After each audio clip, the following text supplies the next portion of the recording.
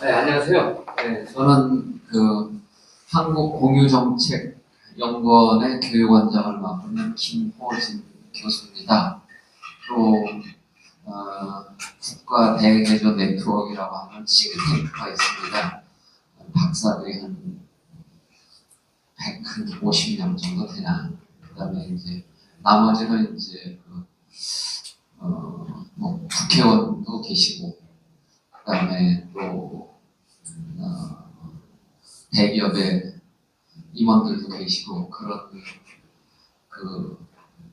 미국으로 말하면 보스턴 컨설팅 그룹이라든가 혹은 블룸버그 연구소라든가 일본 같은 경우는 이제 노무라 컨설팅 연구소 같은 건 싱크탱크입니다. 우리나라 이제 잘 알려진 데는 삼성경제연구소가 있고 현대경제연구소가 있고 그런데 저희는 작년에 발족을 했습니다. 그래서 300여 명이 지금 일을 하고 있고, 그 다음에 매월 지금 오늘을 제가 한 15개 한 것 중에서 인원이 제일 적습니다. 많은 데는 500명, 롯데 크리스탈몰 같은 데서 타고, 그런데 이제 오늘 제일 적습니다. 근데 어차피 이제 폐리튬 2차 전지라는 게 한 800명한테 초청장 보냈는데 이게 관심이 이제 워낙 떨어지는 아직은 그런 것 같습니다. 그래서 조금 아쉽습니다. 오늘 이시정 국장님께서 아마 설명을 잘 해주실 것 같은데 좀 더 많은 사람들이 들었으면 좋겠는데 아쉽습니다. 저는 이제 한 300여 명의 우리 모임에서 13개의 분과위원회가 있습니다. 저는 분과위원회에서 융합기술분과위원장을 맡고 있습니다.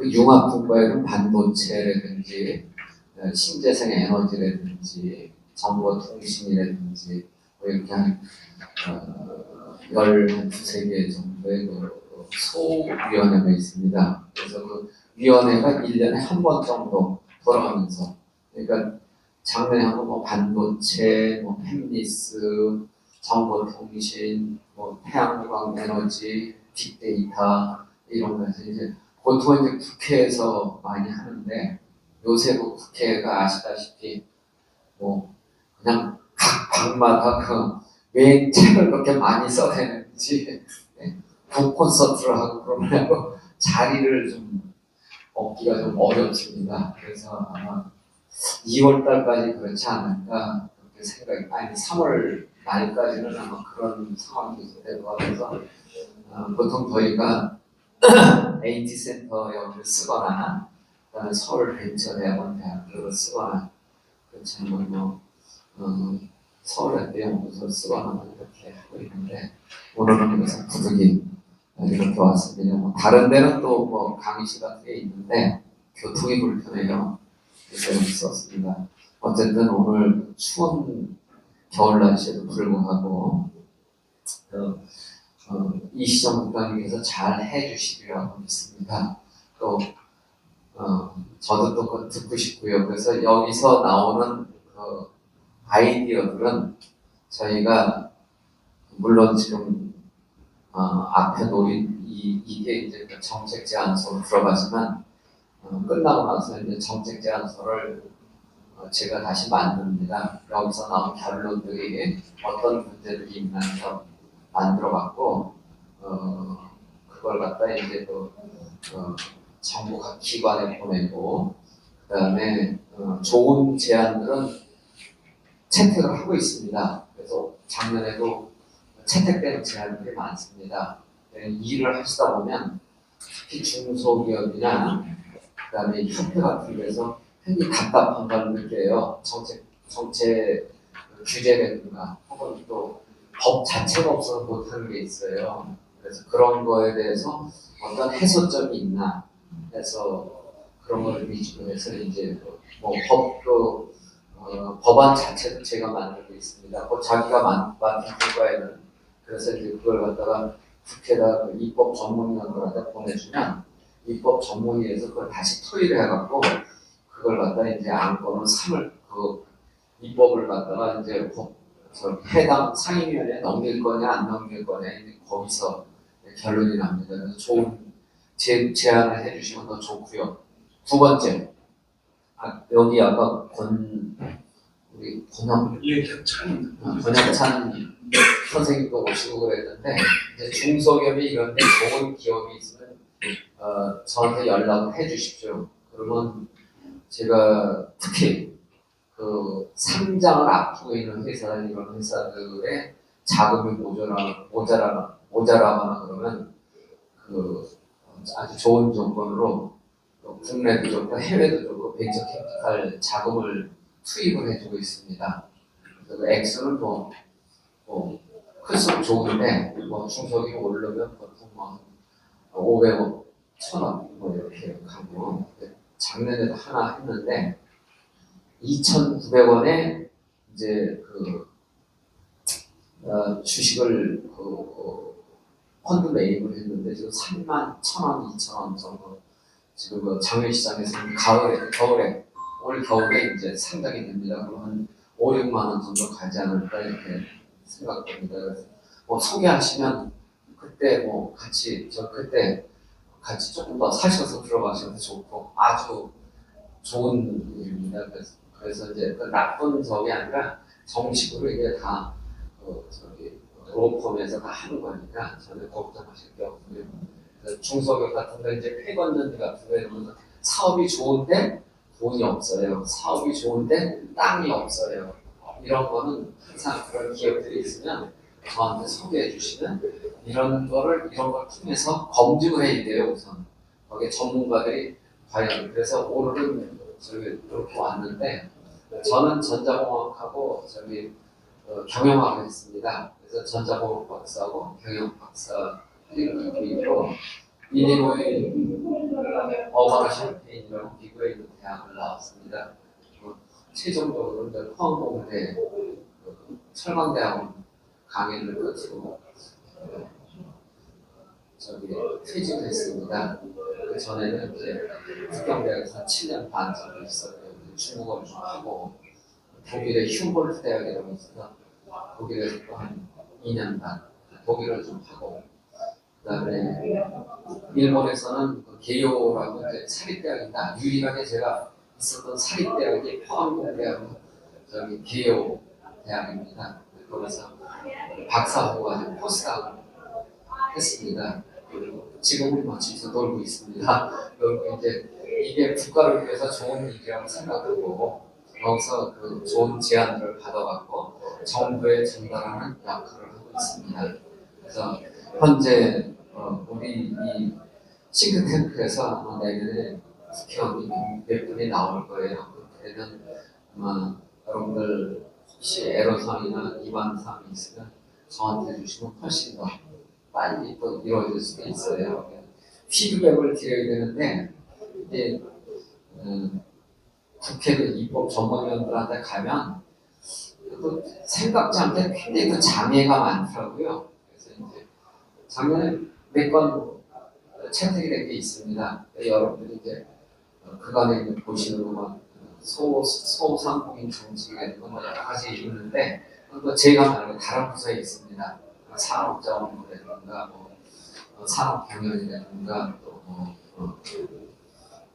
금융경제라든가 이런 데서 있기 때문에 항상 좋은 제안, 좋은 회사, 좋은 아이디어서 말씀해 주십시오. 그럼 이걸 전부 다 저희 비용으로 내갖고 한번 그 전문가도 제가 다 모실 수가 있어요. 모셔갖고 한번 검증을 해보고 그러한 제안이나 정책이나 규제라든가 한번 산업의 미래가 좋은가 나쁜가 이걸 보고 검토를 한 다음에 이런 분과위원회가 13개가 있는데 13개는 한 달에 한 번씩 한다고 그러세요. 13개 이 세미나가 있어요. 근데 어떤 데는 한 400명 모이는 데도 있고 어떤 데는 한 3, 40명 모이는 데도 있고 어떤 데는 10명, 20명 모이는 데도 있는데 인원 수에는 크게 적어하지 않습니다. 전문가들이 모여서 얼마만큼 검증을 해주느냐 그게 좀 중요한 거고요. 그게 또 값어치가 있는 거고 그다음에 또 과거에 해보니까 작년에 쭉 해보니까 저런 분들이 많아요. 일반인들이 들어오면 또 쓸데없는 질문들이 많아서 진짜 하고 싶은 얘기를 시간을 또 소비하는 게 있어요. 그래서 그런 걸 좀 하시고 감안하시고 지난번에 저기 삼성동에서 했는 데는 거기는 뭐 한 200명 모였나 롯데에서 한 건 뭐 한 500명씩 이렇게 4, 500명쯤 모이고 또 바로 직전에 한 건 한 4, 50명 정도 모여서 청담동 아트 갤러리라고 하는 데서 아마 아시는 분들이 있을 거예요. 거기서 했습니다. 그래서 좋은 아이디어 가서 항상 세미나 저거 해주시고 그 다음에 또 이거는 한번 이런 아이템을 한번 좀 발굴해 봐야 되겠다 하는 거는 항상 말씀해 주시면 좋겠습니다.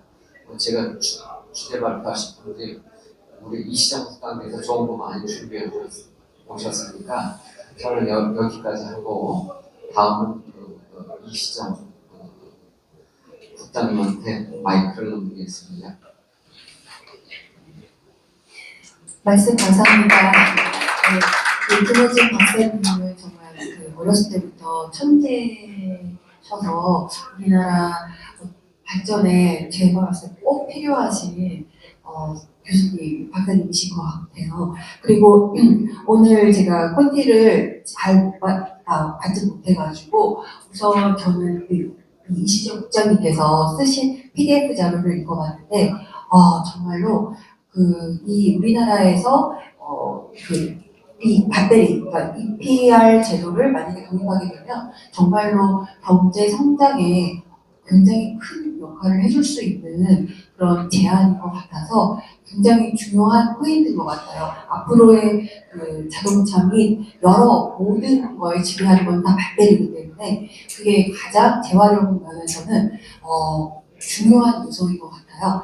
일단 제가 오늘 사회를 맡게 된 스페인어 통역 전문으로 하는 박성민입니다. 바로 저희 오늘 발표를 리튬 전지 EPR 제도 도입을 위한 정책 과정 제안을 저희 이시정 한국전지 재활용협회 국장님께서 발표하시겠습니다. 거기서 사시면 될까요? 네, 거기서 하세요. 네, 반갑습니다. 저는 한국전지자율협회 이시정 상무국장입니다. 저는 먼저 개요부터 말씀드리겠습니다. 먼저 저희 한국전지재활용협회를 간단히 소개를 하고 폐리튬 2차 전지 배출 현황과 유가성 및 안정성에 대해서 발표하겠습니다. 또한 이에 따라서 EPR 제도 및 전지 배터리 종류와 현재 폐 건전 및 수거 체계가 어떻게 구축되어 있는지에 대해서 설명하고 이에 따라서 EPR 제도 도입 방향을 제시하겠습니다. 먼저 저희 한국전지협회는 자원의 절약과 재활을 촉진에 관한 법률에 근거하여 전지류, 배터리 관련하여 저희 협회에서 국내조합에서 담당하고 있습니다. 저희 협회는 정회원사와 준회원사로 구분되는데 정회원사에는 건전지를 제조하거나 수입하는 업체가 정회원사입니다. 전지 전문 브랜드인 듀라셀, 덱셀, 에너자이저가 있고요. 그 다음에 온오프라인 전문 유통사에는 홈플러스, 롯데마트, 코스트코, 다이소가 있습니다. 또한 항공, 자동차, 운송 관련해서는 도요타, 혼다뿐만 아니라 대한항공, 아시아나항공, 롯데비 저희 협회 회원사입니다. 또한 전자제품 전문 브랜드인 삼성전자, LG전자, 그리고 소니, 파나소닉, 필립스전자가 있고요. 그 다음에 국내 제조, 배터리 제조는 잘 아시는 알카라인 전지 제조는 대표적으로 백셀, 그리고 리튬 계열 전지는 비트로셀과 아리셀이 있습니다. 제너에너지가 있고 니켈 카드뮴 축전지, UPS용을 제조하는 IBT가 국내 제조사로 있습니다. 또한 이제 소형 가전의 전동공구 예를 들면 와임삭이라든지 로버트 보시 이 점이 저희 정회원사로 있고 준회원사의 경우에는 이 전지류를 재활용하는 업체가 준회원사인데 대표적으로 리튬이온 전지, 폴리머 전지를 재활용하고 있는 성일하이텍과 주식회사 ER의 경우에는 리튬 2차 전지, 이온, 폴리머, 인산철뿐만 아니라 리튬 1차 전지와 망간 알카라인 전지를 제약하고 있습니다. 또 프리솔의 경우는 망간 알카라인 전지, 주식회사 코바에는 니켈 카드뮴과 니켈 수소 전지뿐만 아니라 이별 대상 품목인 산화 전지까지 제약 업체를 가입되어 있습니다.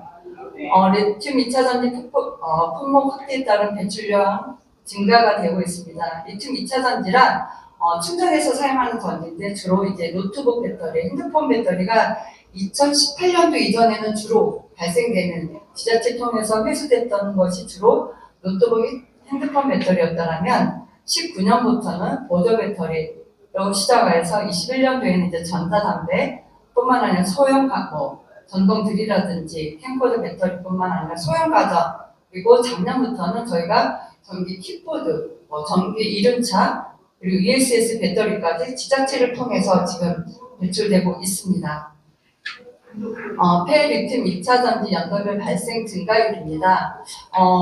전체적인 양으로는 소형이다 보니까 이제 증가가 많이 되진 않지만 전년 대비 이제 저희가 증가율을 봤을 때는 18년도 이후부터 꾸준히 2차 전지 배출량이 증가되고 있고 작년의 경우에 전년 대비 39%가 리튬 2차 전지가 발생되고 있습니다.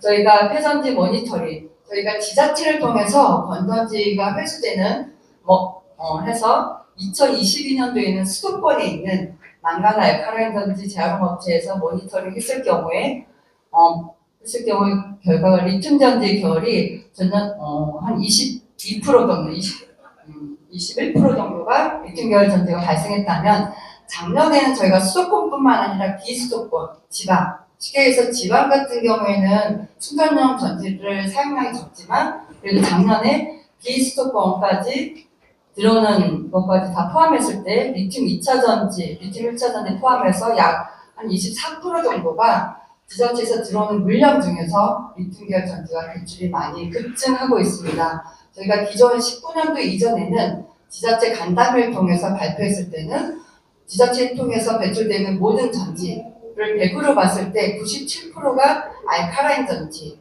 나머지 3%가 니켈 카드뮴, 니켈 수소, 리튬 1차 전지, 납전지 일부입니다라고 발표했다면 저희가 2021년도 이후부터는 작년처럼 보면은 거의 한 8% 정도가 비대상 전지가 포함됐고 이 중에서 이제 리튬 2차 전지, 리튬 계열 전지가 급증하고 있습니다.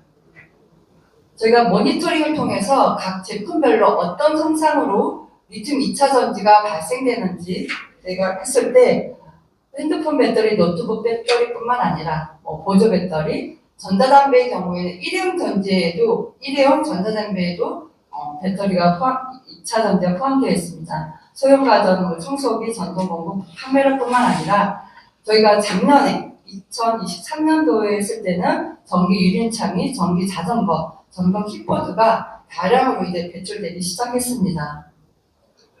향후에 폐리튬 2차 전지 배출 전망입니다. 저희가 자전거로 기준했을 때 전기 자전거에 서울시에서 이제 공공자전거가 약 43,500대가 운영하고 있습니다. 2022년 10월 기준으로. 그리고 퍼스널 모빌리티 전기 자전거 같은 경우에는 21년도 기준에 약 10만 7천여 대 판매가 돼서 전년 대비 30%가 증가되면서 꾸준하게 지금 증가되고 있고 전동 킥보드의 경우에는 서울시에서 2023년 기준으로 공유 킥보드의 경우는 총 37,117대가 운영되고 있고 전동 킥보드 시장 같은 경우에는 2019년도 기준이지만 약 16만 4천여 대가 판매돼서 전년 대비 2배가 증가되고 있고 계속 꾸준히 증가되고 있습니다. 또한 요즘 계속 이슈가 되고 있는 전기 자동차 배터리의 경우에는 지금 한국환경공단에서 미래 폐자원 거점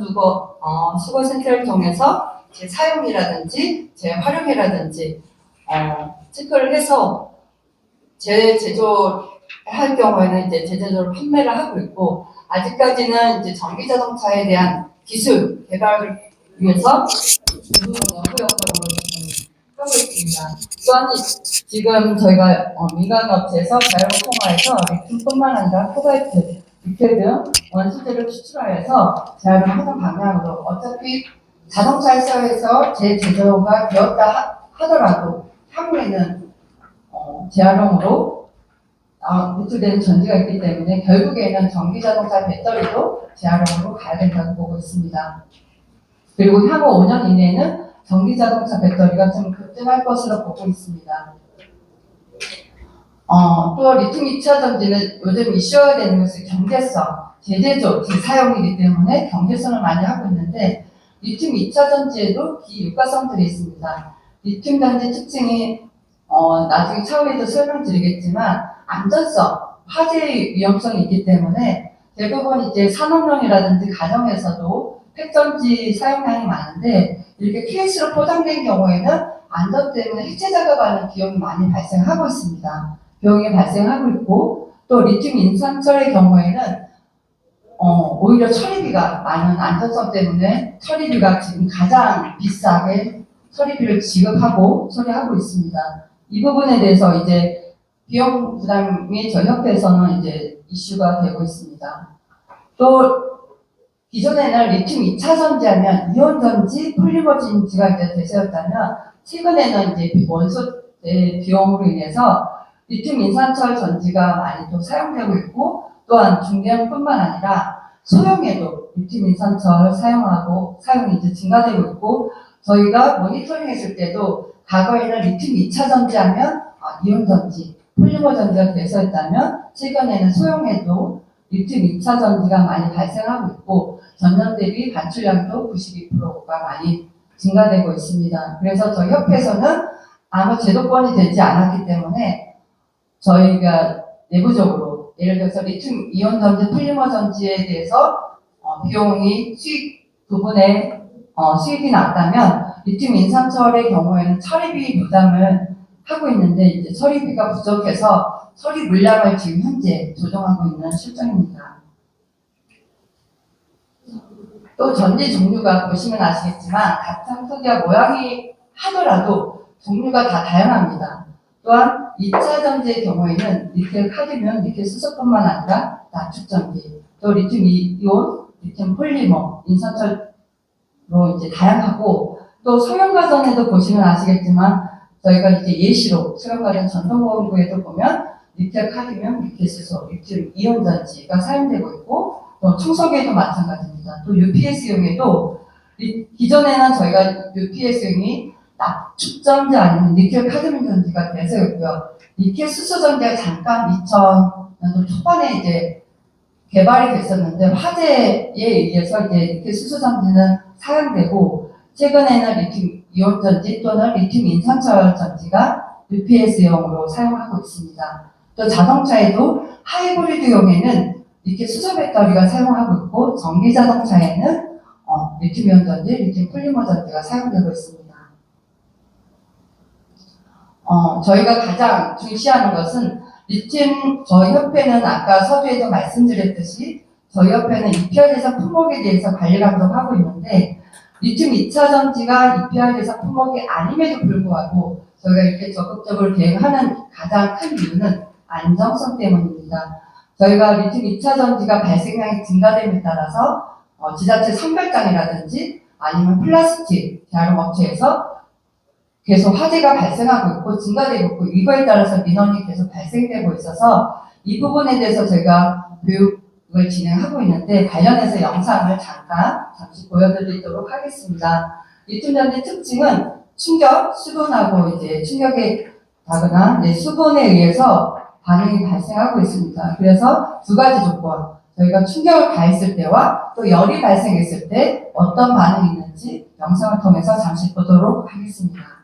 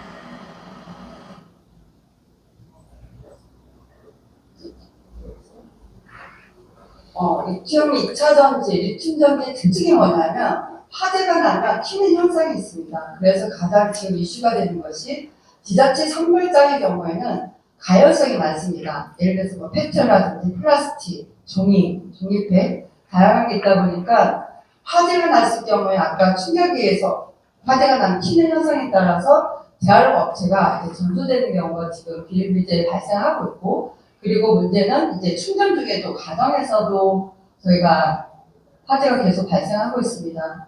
지금 이제 소형 자동차에서도 보관 중에 이제 습도에 의해서 화재가 나기도 하고요. 그 다음에 지금 세 번째 있는 드럼통 같은 경우는 저희가 이제 사업장에서 리튬 전지를 배출할 경우에는 전용 용기에다 담아서 하는데, 저희가 이제 가장 우려스러운 것이 그 1%가 화재가 났을 경우 문제가 되는데, 그 1%가 나에게 오지 않았을 때는 되게 안전에 불가능성이 생기잖아요. 저 세 번째 화재 나는 사진은 저희가 재활용 업체에서 사업장에서 배출하는데 계속 안전하게 배출되다 보니까 여기서 저희가 보통은 뚜껑을 압축해서 이동을 하는데, 그 운반하시는 기사님이 압축하지 않은 상태에서 이동을 하고 이제 재활용 업체, 리튬 2차 전지 재활용 업체에서 재활용하기 위해서 하차하다가 이 드럼통을 쓰러뜨린 거예요. 그러다 보니까 쏟아지면서 바로 뚜껑이 열리면서 이제 발생해서 단시간에 이제 화재가 났음에도 불구하고 저 바닥이 시멘트 바닥인데 시멘트가 다 녹을 정도로 이렇게 화재가 나고 있습니다. 또 지자체 선별장에서 가장 많이 또 화재가 나는 이유 중에 하나가 이제 기존에 아까 전에 말씀드렸듯이 기존의 지자체에서는 리튬 계열 전지가 발생량이 적을 때는 비가 와도 상관이 없었고, 또 공동단체가 뭐 지게차라든지 콘크리트로 작업하다 보니까 아무 문제가 없었는데, 최근에는 리튬 계열 전지가 이제 발생이 증가됨에 따라서 실내 보관 중에도 또는 이제 실외 건전지 같은 게 보관 중에 그 습도에 의해서 이제 화재가 계속 나고 있고, 또한 이제 작업 이제 중단을 하다 보니까 예를 들어서 뭐 플라스틱, 소형 가전의 경우에 외피가 플라스틱이잖아요. 그래서 플라스틱이 적재되어 있는 상태에서 콘크리트를 작업하면서 이제 정리한다고 밀면서 이제 화재가 계속해서 발생하고 있습니다. 그래서 저희 협회에서는 망가나카라는 전지 재활용 업체에서는 일단은 모든 전기가 들어오고, 거기에서 선별한 이후에는 리튬 계열 전지는 저희가 전용 용기에 담습니다. 담아서 산소가 더 이상 투입되지 않아서 보관 중에 화재가 나지 않도록 저희 관리 감독을 하고 있습니다. 그래서 먼저 저희가 이제 리튬 2차 전지도 이제는 EPR 대상 품목으로 들어와서 관리 감독을 해야 되지 않냐라고 해서 의견 제시하는 건데, 생산자 책임 재활용 제도에 저희가 기존에 모든 전지는 리튬 2차 전지를 제외하고는 지금 EPR 대상 품목으로 관리 감독을 하고 있습니다. 그래서 폐기물에는 생활계 폐기물 중에 세 가지 법이 있어요. 간단하게 설명하자면, 폐기물 부담금은 내가 제품을 판매하면서 이거는 이제 폐기물이 발생하니까 이 비용을 제품에 판매하면서 100% 부담하는 것이 폐기물 부담금입니다. 재활용 되든 뭐 매립이 되든 상관없이 폐기물 부담금은 100% 이제 부담하는 거고, 폐기물 예치금 제도는 뭐냐면 내가 제품을 출시했을 때 100%에 대해서 폐기물에 대한 비용을 부담을 했다가 내가 회수해서 재활용을 했어. 그러면 재활용 내가 만약에 30%에 대해서 했으면 그 30%에 대해서 환급을 받아요. 그게 예치금 제도고요.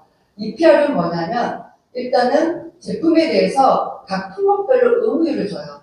지금 망간 알칼라인 전지 기준에는 2023년도까지는 의무율이 31.2%예요. 그럼 예를 들어서 내가 100을 판매를 했으면 31.2%에 대해서 재활용 비용을 부담하면 나머지 68.2% 같은 경우는 8%는 재활용을 하지 않아도 부담을 주지 않는 겁니다.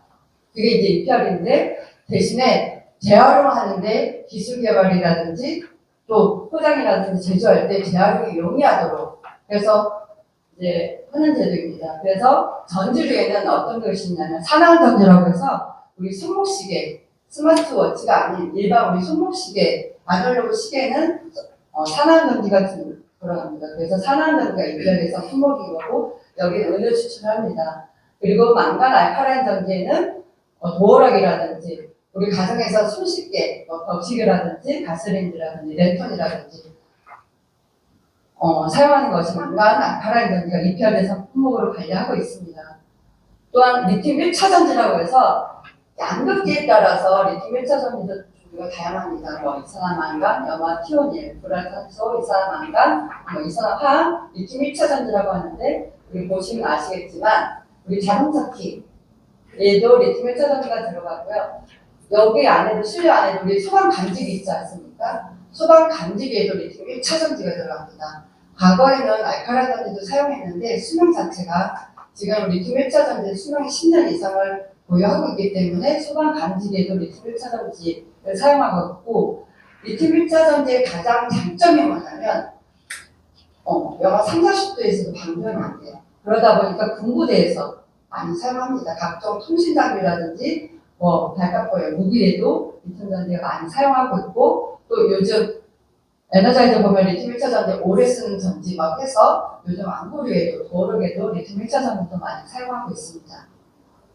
그리고 니켈 전지에는 카드뮴과 니켈 수소 전지가 있는데 여기도 보시면 일반 우리 가정에서 기존의 소형 가전에서 사용하는 대부분의 전지가 니켈 카드뮴이나 니켈 수소 전지였다라고 생각하시면 됩니다. 그리고 산업용에도 UPS용으로 니켈 카드뮴 전지가 널리 사용되고 있고요. 그 다음에 하이브리드용 차에도 니켈 수소 배터리가 들어가고 있습니다. EPR에서는 품목은 아닌데 지금 사용량이 급증하고 있고 배출량이 급증하고 있고, 또 안전사고 관련해서 배터리 관련해서 화재가 났다, 충전에서 화재가 났다, 이동 중에 화재가 났다, 100% 리튬 전지입니다. 특히 요즘은 리튬 2차 전지에도 이온 폴리머 인산철 다양하게 있습니다. 그래서 리튬 전지에도 원통형 단총 전지부터 시작해서 셀 전지, 그리고 팩 전지, 그리고 자동차까지, UPS까지, ES까지 다양하게 우리 생활 속에 리튬 2차 전지가 지금은 기존의 2차 전지, 소형 가전인 니켈 카드뮴, 니켈 수소 전지였다면 지금은 출시되는 것이 대부분이 리튬 2차 전지로 사용되고 있습니다. 그만큼 사용량도 증가되고 있고 배출량도 증가되고 있고, 더 이제 고무적인 것은 우리가 한 예를 들면 예전에는 우리가 더우면 이동할 때 더우면 어떻게 했습니까? 부채질을 했잖아요. 근데 요즘 부채질하는 사람 없어요. 어떻게 하죠?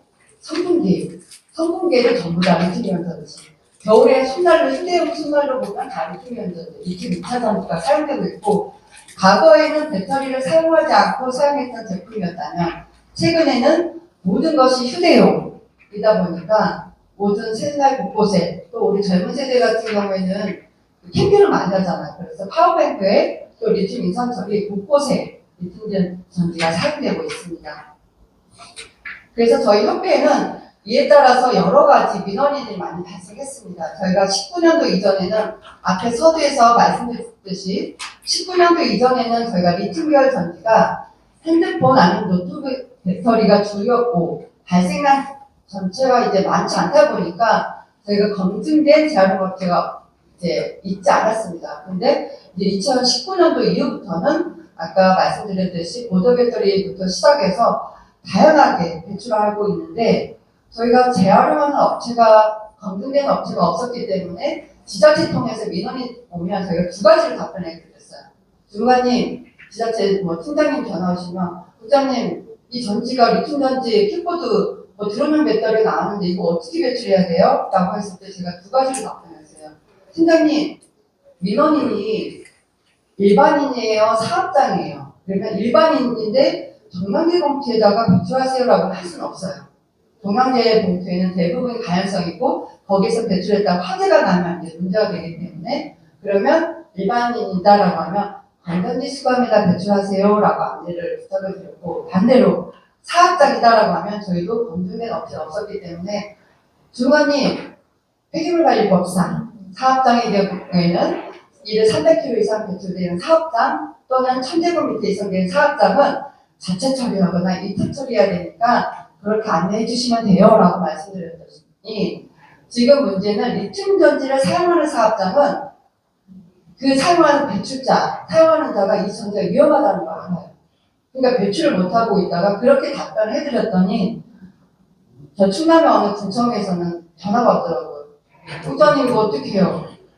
민원인이 드러난 배터리를 군청 인포메이션에 놓고 도망가 버리신 거예요.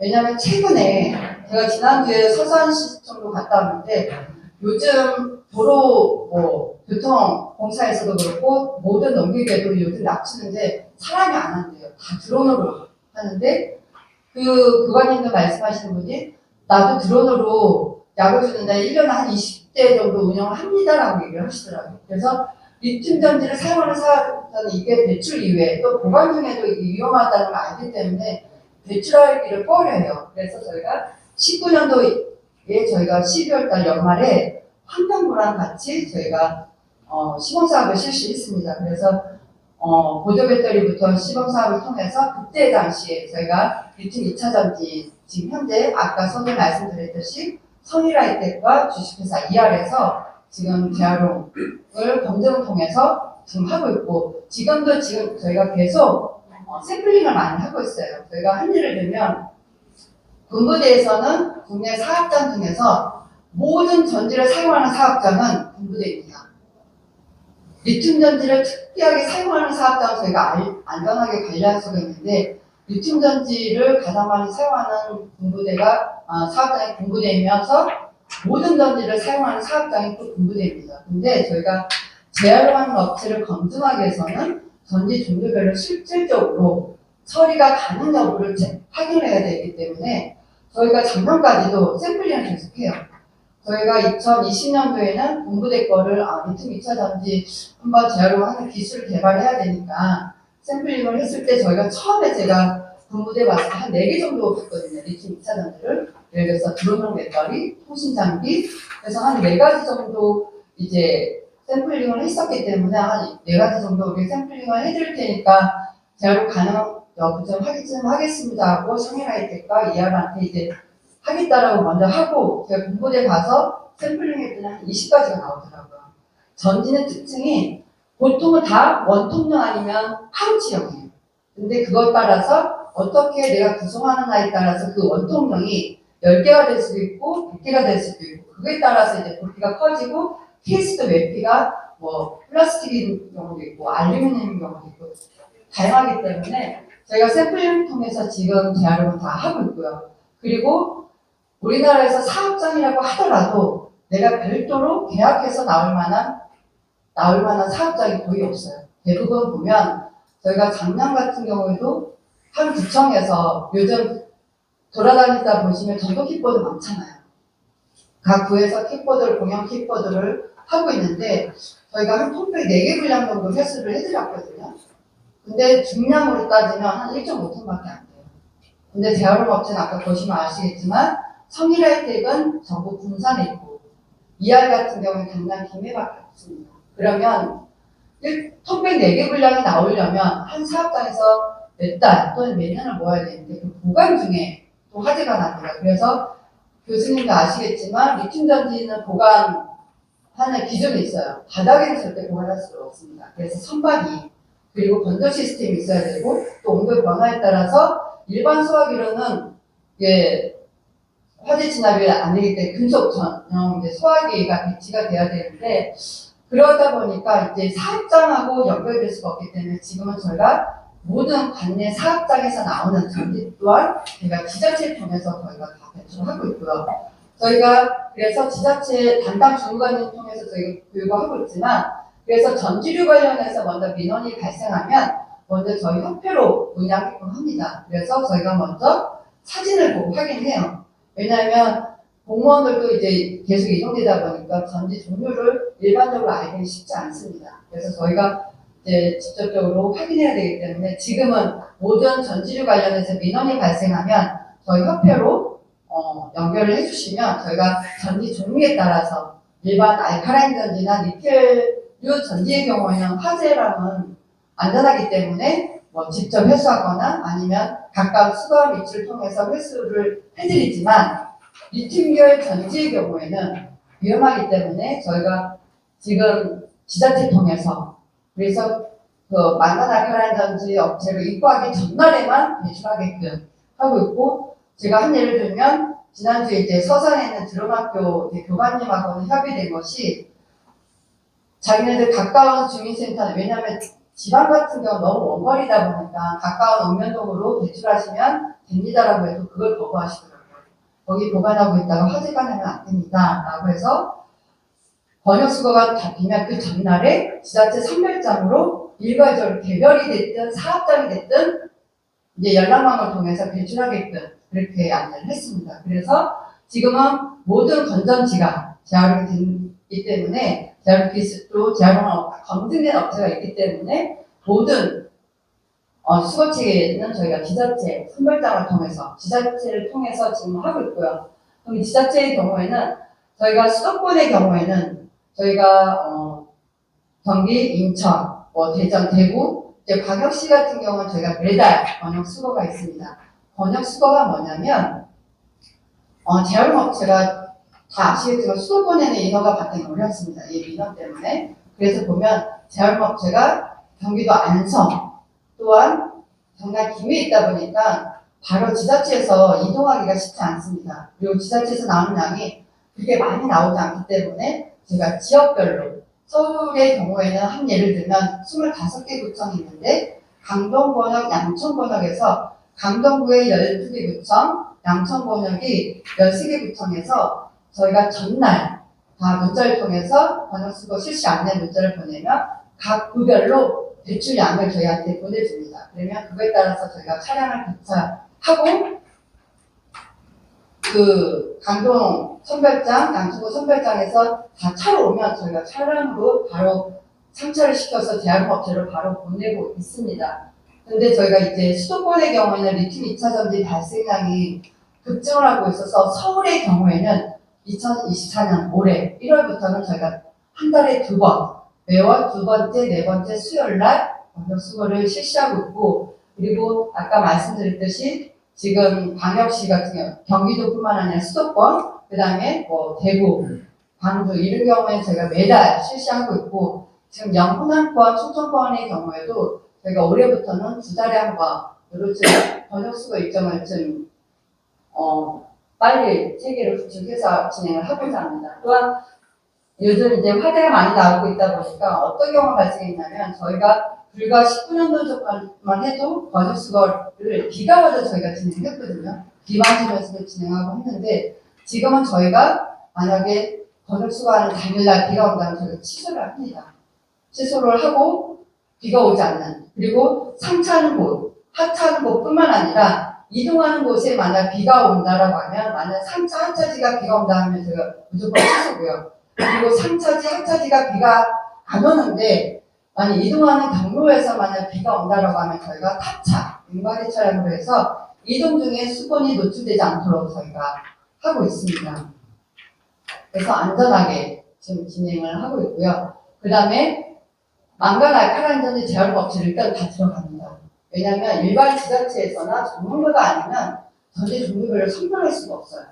저희가 아까 모양도 이렇게 보시면 아시겠지만 한 예를 들면 AA 전지, 우리 도어록에 많이 들어가는 AA 전지가 아시겠지만 망간 전지도 있고요. 알칼라인 전지도 있고 리튬 1차 전지, 니켈 카륨, 니켈 수소 전지 뿐만 아니라 최근에는 리튬 2차 전지도 나오다 보니까, 그리고 다양하게 팩 전지를 다양하다 보니까 저희가 모니터링 했을 경우에는 어떤 경우는 이게 배터리인지 아닌지 저희가 그거 못한 경우도 있었어요. 그냥 외피가 벗겨지면 분명히 사용자가 배출자가 이게 배터리이기 때문에 전지를 배출을 하셨는데 외피가 다 벗겨진 경우에는 저희가 알 수가 없어서 이제 안전하게 재활용업체에서 검증을 통해서 이게 어떤 전지인지 다 확인해서 재활용을 하고 있습니다. 그래서 선별 자체는 저희가 지자체에서는 하지 못하고 재활용업체, 망간 알칼라인 전지 업체에서 재활용 전지 종류별로 선별하고 각각의 선별된 전지, 망간 알칼라인 전지는 그 해당 업체에서 재활용을 하고 있고요. 니켈 카륨은 니켈 수소, 리튬 1차, 2차, 납축 전지의 경우에는 각각의 해당되는 재활용업체로 보내서 처리를 하고 있습니다. 왜 EPR이 도입이 돼야 되는지에 대해서 간략하게 세 가지로 저희가 건의를 드리고자 합니다. 먼저 일단은 EPR이라는 제도에 들어오기 위해서는 배출자가 있어야 되고, 수거 체계가 있어야 되고 재활용이 돼야 됩니다. 근데 이미 저희는 어부지리로 좀 많이 구출을 한 것 같아요. 왜냐하면 지자체에서 계속 민원이 발생하고 화재가 발생하고 이 부분에 대해서 이제 저희가 지자체하고 계속 긴밀한 관계를 통해서 하고 있다 보니까 지금 현재 지자체를 통해서 수거 시스템을 거의 이제 진행했다고 보시면 됩니다. 하지만 저희가 EPR 대상 품목이 아니기 때문에 공격적으로 홍보하지는 않고 있습니다. 다만 민원이 발생했을 경우는 저희가 적극적으로 아까 얘기했듯이 서산에 내려가서 그 들어온 학교 관련된 분하고 만나서 이렇게 적극적으로 대응하고 있지만 아직 EPR 대상 품목이 아니다 보니까 저희가 적극적으로 홍보를 하지 못하고 있는 부분이 있습니다. 그래서 하루속히 이제 대상 품목이 돼서 좀 체계적으로 관리 감독뿐만 아니라 재활용이 될 수 있도록 필요할 것 같습니다. 두 번째로는 지금 리튬 계열 2차 전지가 EPR 대상 품목에 도입되지 않는 가장 큰 요인이 경제성에 먼저 대두되어 있습니다. 왜냐하면 지금 계속 이슈가 되는 것이 전기차 배터리잖아요. 전기차는 재활용보다는 이제 재사용 쪽으로 가다 보니까 이게 경제성이 대두다 보니까 이게 지금 환경부랑 삼자부랑 국토교통부랑 막 이렇게 하다 보니까 이게 교통정리가 안 되니까 이게 파생되는 소형 가전이나 이런 거에 대해서 계속 문제가 발생하고 있음에도 불구하고 진행이 좀 안 되고 있습니다. 그런데 아시겠지만 리튬 2차 전지는 유가성뿐만 아니라 있는 것도 있지만 아까 얘기했듯이 폐점지, 대형 폐점지의 경우는 해체 작업하는데 비용이 많이 들어갑니다. 제가 2020년도가 제가 그 예산에 있는 리튬 2차 전지를 재활용하는 업체 검증되지는 않았지만 그 잠수함에 들어간 어리용에서 리튬 2차 전지가 발생했다라고 해서 한번 갔었거든요. 근데 분열 배터리에는 다른 전지보다 안에 그 코발트라든지 함량이 되게 높아요. 그럼 재활용을 완벽하게 됐을 때는 수익률이 많이 높지만 일단 해체하는데 오래 걸립니다. 왜냐하면 이게 충격에서 잘못했다면 바로 아까 저희 화면 보셨잖아요. 터져버리거든요. 그러면 저희가 아직까지 제가 자부하는 게 뭐냐면 우리 직원들한테 자부하는 건 우리 인사사고 내지 말자. 지금까지 저희가 지자체를 대응을 해왔는데 인사사고 안 나게 하는 것이 저희가 제일 우선입니다. 그래서 아까 얘기했듯이 서울도 이번 달부터는 저희가 한 달에 2번 실시할 거다라고 했을 때 저희 직원들 되게 힘들어하더라고요. 굳이 한 달에 한 번 해도 왜 선제적으로 문제가 터지면 해도 되지 않을까요? 라고 얘기하는데 제가 이제 단언컨대 제가 지자체 간담회 갔을 때도 담당자들한테도 말씀드려요. 내가 지금 계신 중관님 때문에 이렇게 안 한다고. 왜냐하면 지금 재활용 담당 중관님들은 짧게 계시면 6개월 있다가도 바뀌시고요. 길게 있어야 2년 있다가 바뀌시는데 이 전지에 대해서 잘 모르세요. 그러다가 이제 넘어가시는데 근데 화재가 나고 다치면 어느 분이 다치냐면 지자체 선별장에 가보시면 아시겠지만 지자체 선별장 가열성이 거의 90% 이상이에요. 그리고 그 선별학에서 선별 인원들이 많습니다.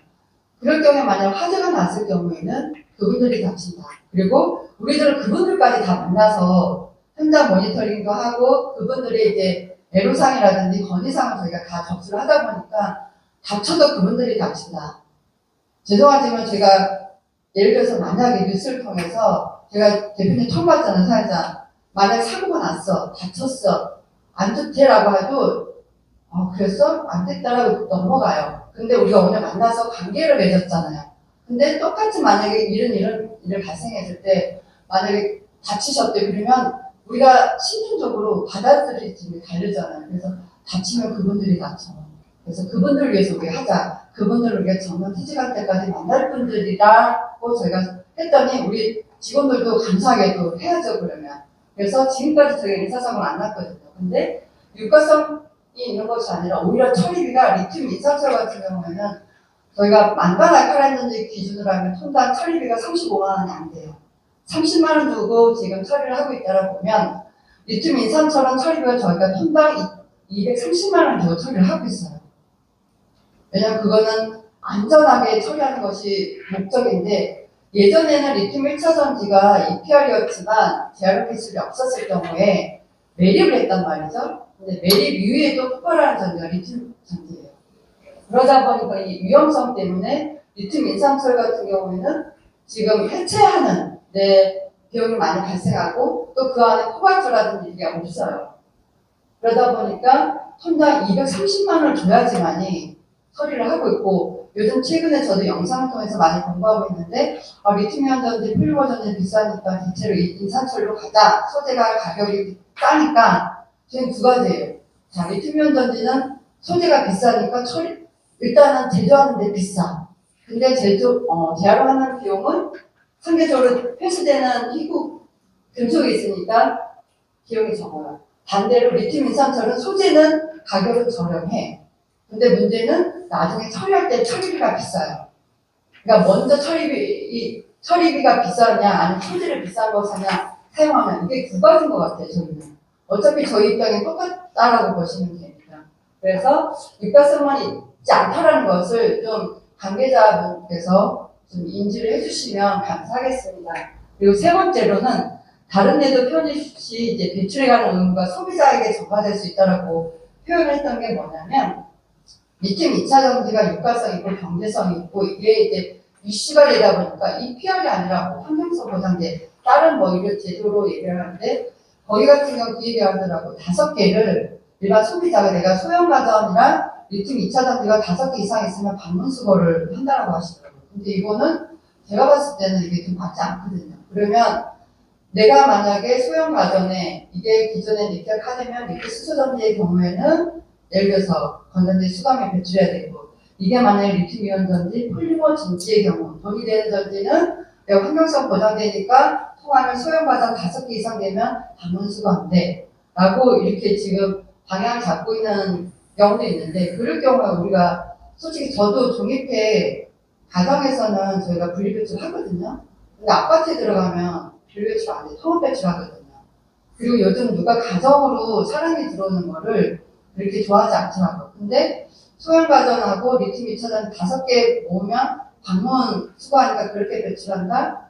그거는 좀 어렵다고 봅니다. 왜냐하면 요즘 또 1인 가구도 많고 맞벌이도 많고 하다 보니까 그 배출하기 위해서 가정에서 그거를 하는 것 자체가 쉽지 않고 그러면 전지 종류별로 배출 방법을 달리하려면 소비자한테 부담이 있다. 저희가 분리배출 기준은 간단해야 된다. 그래서 저희가 지금 모든 홍보할 때 모든 건전지는 재활용이 됩니다. 그리고 전지 종류별로 선별하는 것은 저희가 하겠습니다.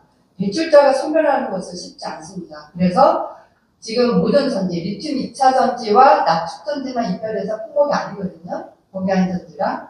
이거 외에는 지금 EPR로 다 하고 있기 때문에 다른 동일한 전지와 동일하게 EPR로 관리하면 배출하는 사업장이 됐든 소비자가 됐든 일단 배터리 종류는 다 분리배출돼야 된다라고 인식만 되면 그에 대해서 부담을 이제 많이 줄지 않겠냐라고 저희가 제안하는 바입니다.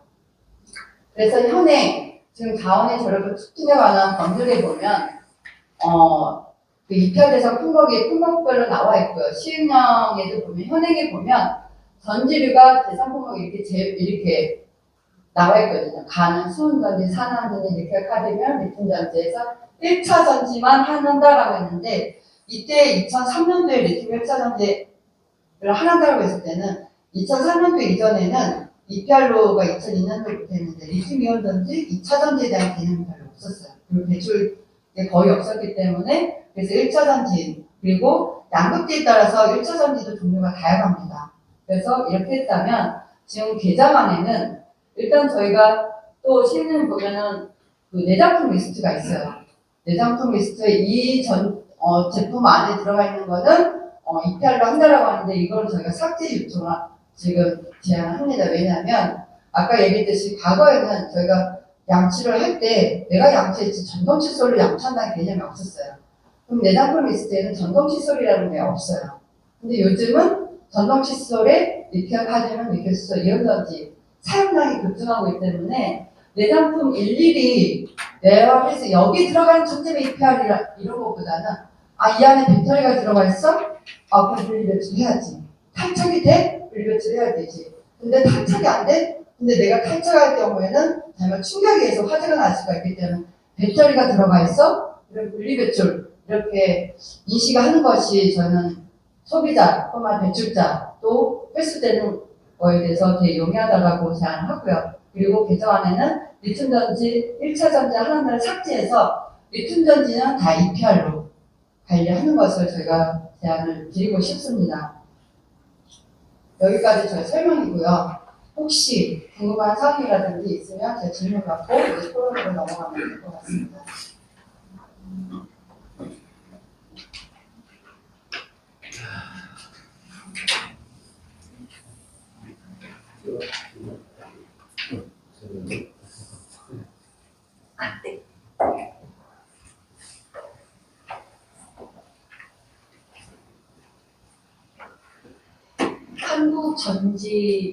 한국전지재활용협회 이시정 국장님의 발표 자료 너무 감동 깊게 봤습니다. 일단 그 최고로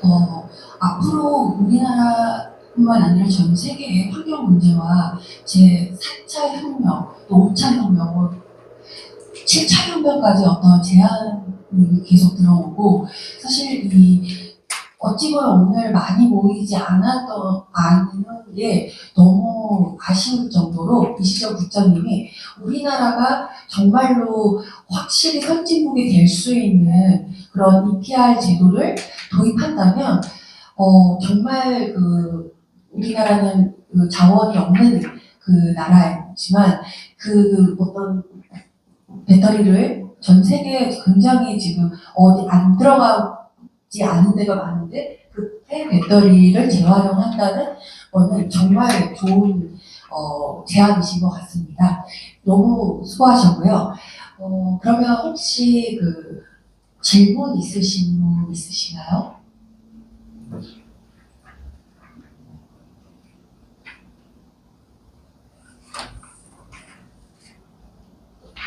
이시정 국장님께 질문하실 분 혹시 계신가요? 저기 토론으로 들어가서 네. 그러면 다음으로 토론으로 우리 김윤길 잠시만요.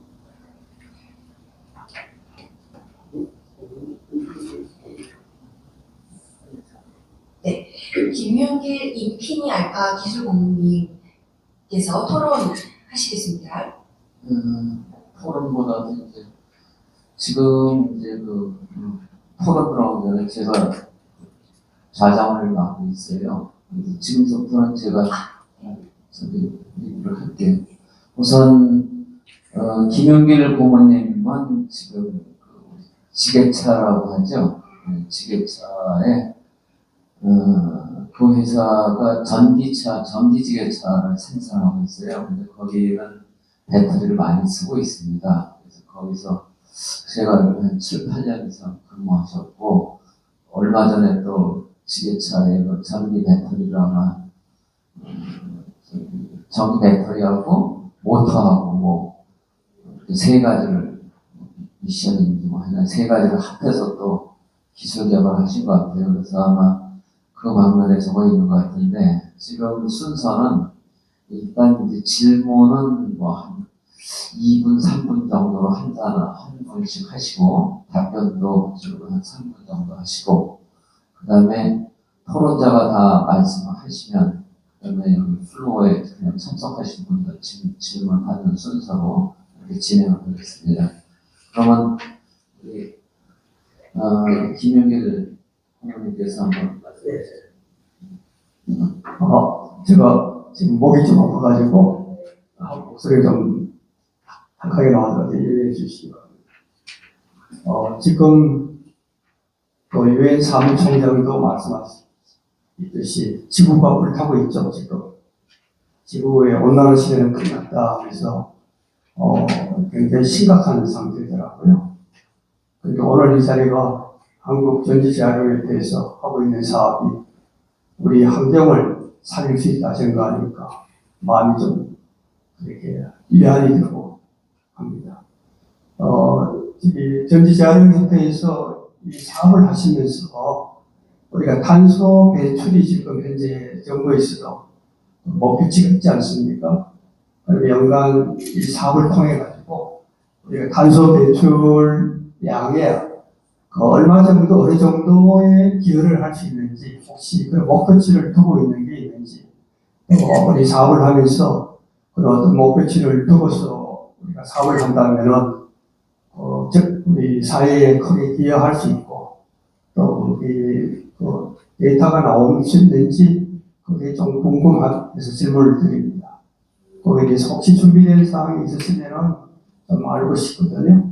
저희가 아직까지 탄소 배출, 왜냐하면 저희가 아까 자장님께서도 말씀하셨듯이 많이 오지 않았다는 이유가 양이 생각보다 많진 않아요. 그래서 그 수치로 계산하기는 되게 미비하다 보니까 탄소 배출보다는 저희가 일단은 저희가 재활용 기술이라서 다 됐기 때문에 원소재, 희고금속 회수로 저희가 목적을 하고 있고요. 그 양이 지금은 미비하지만 그게 지금 확대가 돼서 한다면 이제 탄소 배출 감당에도 많이 저는 기여할 수 있다고 생각하고 있거든요. 그걸 목표로 지금 가고 있습니다.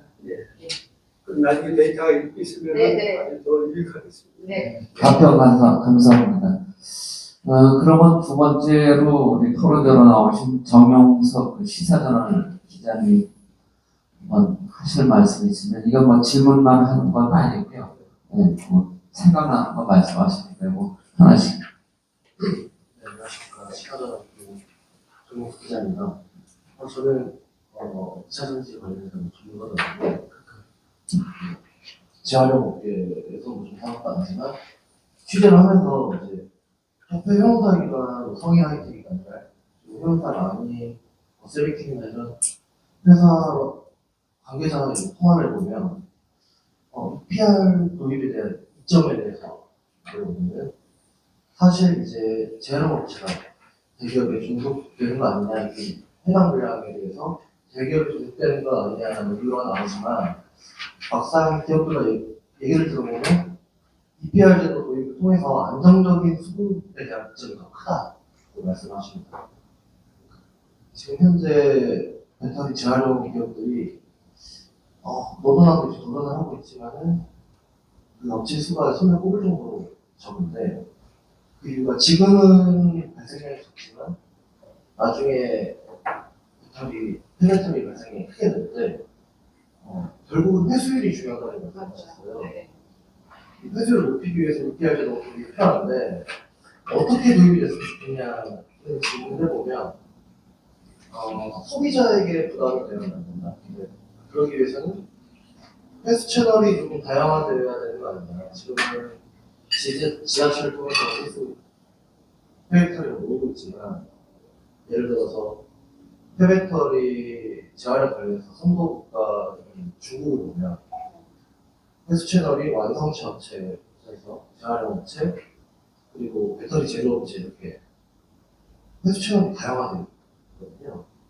그래서 EPR 관련해서 정책정을 하실 때 회수 채널 다양화해서 의견을 좀 내주시면 어떨까 이런 생각을 좀 해봤고 일본 같은 경우에는 완성차 기업이 소비자에게 무료로 배터리를 회수해서 그 배터리 회수한 배터리를 재활용 업체에 가져다주는 그런 부분을 쓰고 있는데 소비자 부담 몇개 여러 채널을 통해서 수요를 높이는 방향으로 가야 되지 않을까 이렇게 생각했습니다.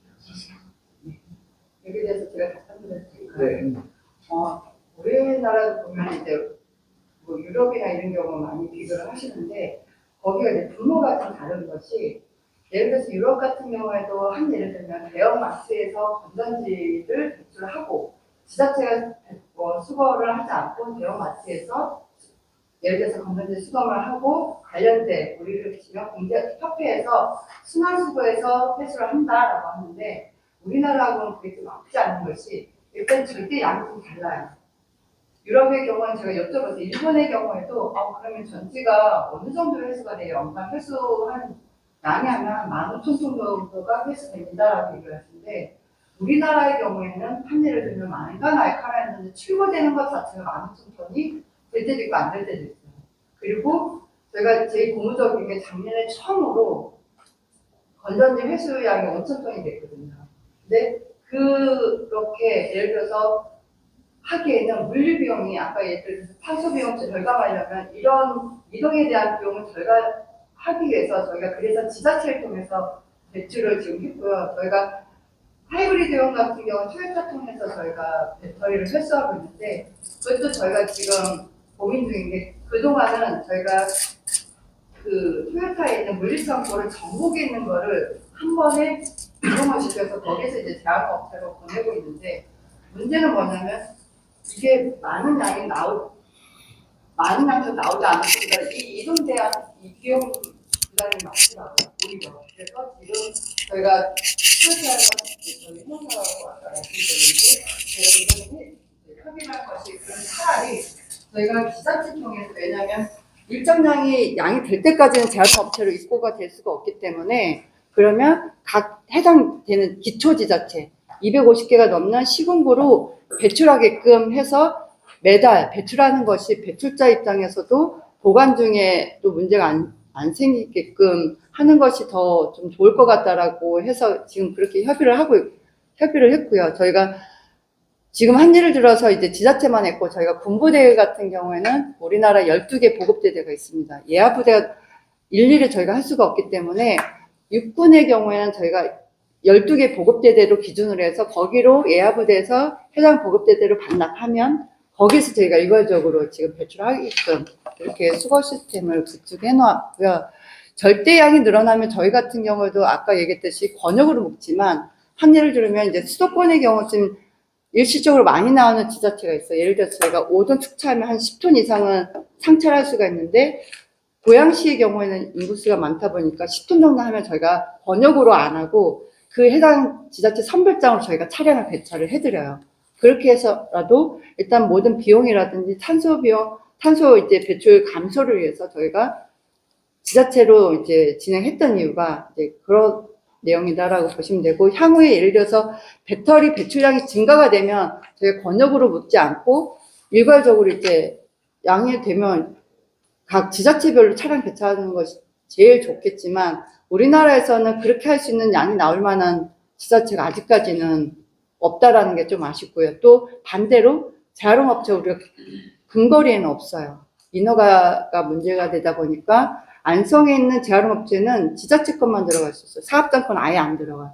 예를 들어서 내가 삼성병원이면 알카라인 전지가 안성에 있는 재활용업체랑 계약할 수가 없어요. 거기는 인허가 자체가 생활계만 다 가능해요. 왜냐하면 이게 민원이 워낙 많이 발생하고 있어서 그런 부분 때문에 저희가 모든 창구를 지자체로 통일시킨 이유가 이제 그런 내용이 있다라는 거를 좀 설명을 드리는 게 좋을 것 같아서 말씀드렸습니다. 네, 설명 잘 들었습니다. 그럼 오늘 아마 여기 한국 순환자원 유통자원센터 지원센터 하실 말씀 많은데 권혁찬 본부장님이신데요. 네. 저는 오늘 여기 이거 듣고 굉장히 답답하다는 생각이 많이 들었어요. 설명이 답답한 게 아니라 이 산업 자체를 어떻게 끌고 가야 되나 이런 생각이 들었는데 우리 권 본부장님께서 한번 오늘 들어보신 거를 한번 말씀을 좀 해주시죠.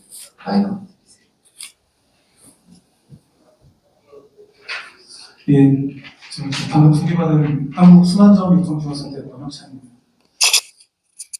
간략히 이제 시작하기 전에 간단히 이제 저희 기관을 좀 설명을 드리면요. 저희도 이제 EPR 대상 기관이고요.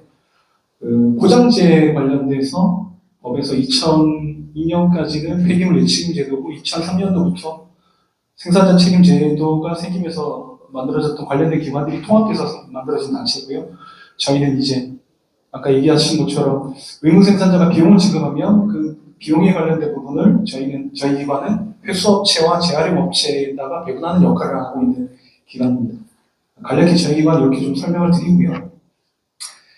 방금 나왔던 얘기들에 대한 부분은 저희가 이제 잘 알고 계시다시피 1월 27일부터 5인 이상 사업장, 50인 미만 사업장에 대해서 중대재해법 처벌법 관련해서 확대 적용하고 있기 때문에 사실은 업계에서 이게 현실이거든요. 이게 폭발 사고라든가 화재 사고가 일어나게 되면 물론 재산상의 피해만 있다고 그러면 그나마 다행인데 인명 피해가 생기는 경우는 사업자 입장에서는 큰 손실이 되는 거고, 뭐 물론 개인적으로도 그런 문제에 대한 부분은 발생하지 말아야 한다는 생각도 갖고 있는데요.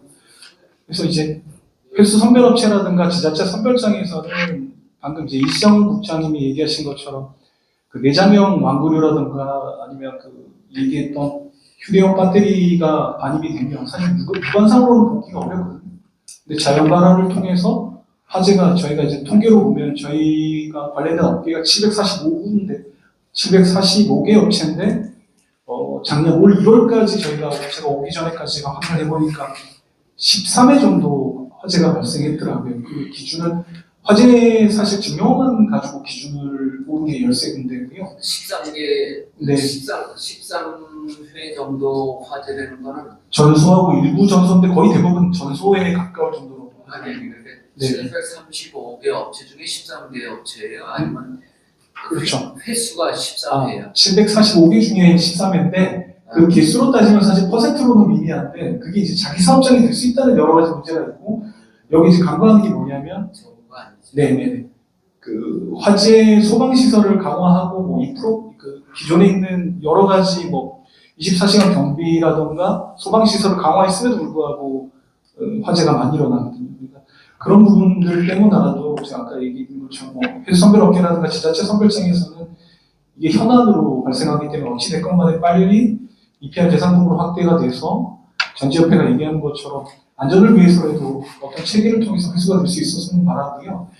뭐 저희가 이제 계속 홍보를 하고 있는데 사실 이게 이제 저희 기관에서 계속 배포하고 있는 내용들인데 이걸 배포하는데도 불구하고 이제 지자체라든가 관련된 곳에서는 이거 의무 생산 품목이 아니기 때문에 굳이 이걸 해야 하냐라는 여러 가지 문제가 나오는데 하루에도 시급히 이 대상품으로 좀 확대가 됐으면 좋을 것 같습니다.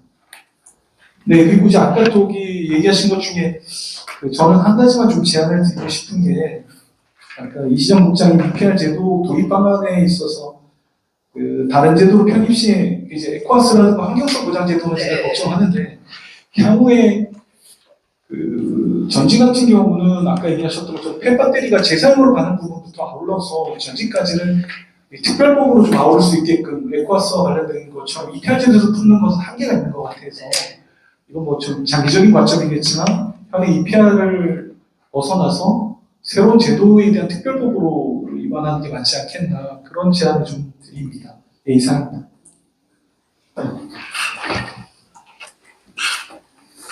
감사합니다. 저는 저기 뭐 자정겸 토론자로 나섰지만 마지막으로 좀 말씀을 드리고요. 일단 뭐 더 질문하실 분이 있으세요? 혹시? 있어요? 네. 안녕하세요. 풍력전원공원 시평시입니다. 제가 몇 가지 질문 드릴게요. 고가의 분해 비용으로 인해 재활용 배터리를 생산하는 것보다 새 배터리를 제조하는 것이 더 저렴하다고 하는데 앞으로도 이러한 문제점을 어떻게 해결할 수 있는지요? 우리나라에서 아마 재활용품이 모든 품목에 아마 새 제품보다 더 가격이 적진 않아요. 이게 그렇지만 우리가 지금 예를 들어서 희귀금속을 사용을 하고 있잖아요. 언젠가는 예를 들어서 리튬이라든지 코발트라든지 대체할 수, 이게 수입에 의존할 수밖에 없기 때문에 이거의 회수에 대해서 기술이 개발이 돼야 되는 거고 지금 아마 그 유통기관센터도 아시겠지만 저희가 재활용품이 오히려 가격이 더 싸진 않아요. 이게 전지뿐만 아니라 이 모든 그래서 우리나라 이제 GR 같은 경우에도 이게 자사 제품을 회수해서 재활용해서 이제 신제품을 납품하는데 오히려 신제품하고 가격이 동일시를 하고 있거든요. 왜냐하면 이거에 대해서 회수하는 비용, 세척을 하든 뭐 재활용하는 비용이 이제 많이 부담되기 때문에 그래서 우리나라 이제 국가에서 의무적으로 사용할 수 있게끔 제도로 묶어져 있어요. 그래서 이것이 배터리뿐만 아니라 이거 재활용품에 대해서는 이제 그래서 의무적으로 공공기관에는 사용하게끔 독려를 하고 있습니다. 알겠습니다. 한 가지 더 질문 드릴게요. 리튬 전지 재활용을 위한 우리나라의 처리 공장은 대부분 어느 규모이고 몇 개의 기업이나 되는지요? 일단 우리 협회에서 검증된 업체. 왜냐하면 기본적으로 인허가는 지자체에서는 기준이 뭐냐면 공정이 있어요. 그러면 시설 설비가 완벽하면은 인허가를 내줘요. 근데 저희 협회가 들어오기 위해서는 기본적으로 공정과 시설이 완벽하게 있는 거는 기본적인 인허가가 있는 건 기본인 거고, 아까 제가 말씀드렸던 샘플을 보내서 계속 검증하고 있습니다라고 하고 있잖아요. 그래서 현재 우리 협회 준회원사 재활용하는 업체 검증된 업체는 주식회사 성혜와 ER이 있고요. 그 외에 지금 전처리, 이게 리튬 전지는 기술이 제일 이제 중요한 것이 먼저 방전이에요. 방전이 돼야지만이, 예전에 매립 이후에도 이제 폭발하는 것이 이제 리튬 전지다 보니까, 만약 파쇄 공장을 그냥 할 경우 이제 바로 이제 불이 나거든요. 그러다 보니까 전처리 공정까지 하는 경우에는 제가 알기로 ER하고 성인한테 있고, 그 다음에 NH 리사이클이랑 세경메탈 몇 군데는 있는데 저희가 검증되지 않았기 때문에 제가 이 업체가 됩니다라고는 학원이 있는 걸로는 알고 있지만, 저희가 검증되는 업체는 2군데고 이미 2 업체만 해도 연간 처리량은 10,000톤이 넘어요. 그렇기 때문에 현재 검증된 근데 만약 EPR로 들어오게 되면 기존에 예를 들어서 인허가고 있고 진행하고 있는 업체도 저희한테 검증을 하겠죠. 저희는 전 처리가 가능한 후처리 공정이 아니라, 후처리는 일단 블랙 파우더를 받아와서 여기에서 코발트라든지 니켈이라든지 알루미늄 회수하는 것이 아니라 전처리, 먼저 방전하고 그러고 난 다음에 공정을 통해서 블랙 파우더 나오는 기술이 저희가 우선이기 때문에, 이 업체가 먼저 저희가 만약 제도권에 들어오면 검증된 업체가 아마 지금보다는 더 있을 거라고는 저는 보고 있습니다. 네, 잘 들었습니다. 네. 감사합니다. 저희 이렇게 여러 산업을 이렇게 쭉 크게 해봤는데요. 이 산업이 참 답답하다 이런 생각이 들어요. 굉장히 답답하다. 우리 정 기자님 어떻게 많이 취재하시고 어떻게 생각하세요? 미래에는 수익성이 나올 만큼 회수율이, 예를 들어 소처리 공정에서 회수율이 많이 증가하면, 그렇죠. 네, 어떻게든 뭐 수익성이 나올 것 같다. 그러면 이제 문제는 이제 그 수거를 더 많이 해서 수량을 늘려야 되는 건가, 그런 문제인가요? 어떻게 해요? 일단은 저희가 이제 배출량이 사용처가 증가되고 있기 때문에 배출량은 저희가 증가될 거라고는 저희 보고요. 네. 지금 기존에 예를 들어서 그 리튬이 희귀금속인데, 리튬 1차 전지 같은 경우 현재까지는 그 공정 이후에 블랙 파우더를 매립을 했었어요. 왜냐하면 그 양, 우리나라에서 리튬 1차 전지는 재활용량이 200톤이 안 되는데, 그 블랙 파우더를 습식 공정을 통해서 삼산리튬이라든지 하기에는 얼마 되지 않았기 때문에 안 했는데, 지금 이제 리튬 1차 전지와 2차 전지를 같이 하기 때문에 지금 성일할텍 같은 경우는 후처리 공정까지 해서 하고 있고요. 지금 ER 같은 경우에도 지금 후처리 공정을 ER에서 직접 안 하고 이제 해서 지금 후처리 공정에서 지금 진행을 올해 준공을 지금 시작했거든요. 네. 그래서 일단은 회수 기술은 일단 다 되어 있고요. 물량은 향후에 이제 배출되기 시작하면, 문제는 이게 제도권이 없다 보니까 규제가 없어요. 그러다 보니까 불법적으로 예를 들어서 이제 수출하는 경우도 있고요. 그거를 우리가 통계적으로 관리할 수 있는 기준이 전혀 없어요. 제도권이 없다 보니까 일단 수입할 때도 어느 정도 통계가 잡혀야 되는데, 아무 제도가 없기 때문에 어떤 예를 들어 정의원사 전지를 수입하는 사람들도 제조하는 사람도 내가 얼마나 대한민국에 수입해왔어, 얼마나 내 대한민국에 팔았어를 공개적으로 제출하는 데가 기업들이 아무 데도 없어요. 아무 제도가 없기 때문에. 그래서 일단은 네, 그 설명 잘 들었습니다. 제가 직접적인 사례니까 하나 말씀드릴게요. 저희 집은 그냥 단독주택입니다. 네. 단독주택인데 뭐 평수가 좀 넓어서 네.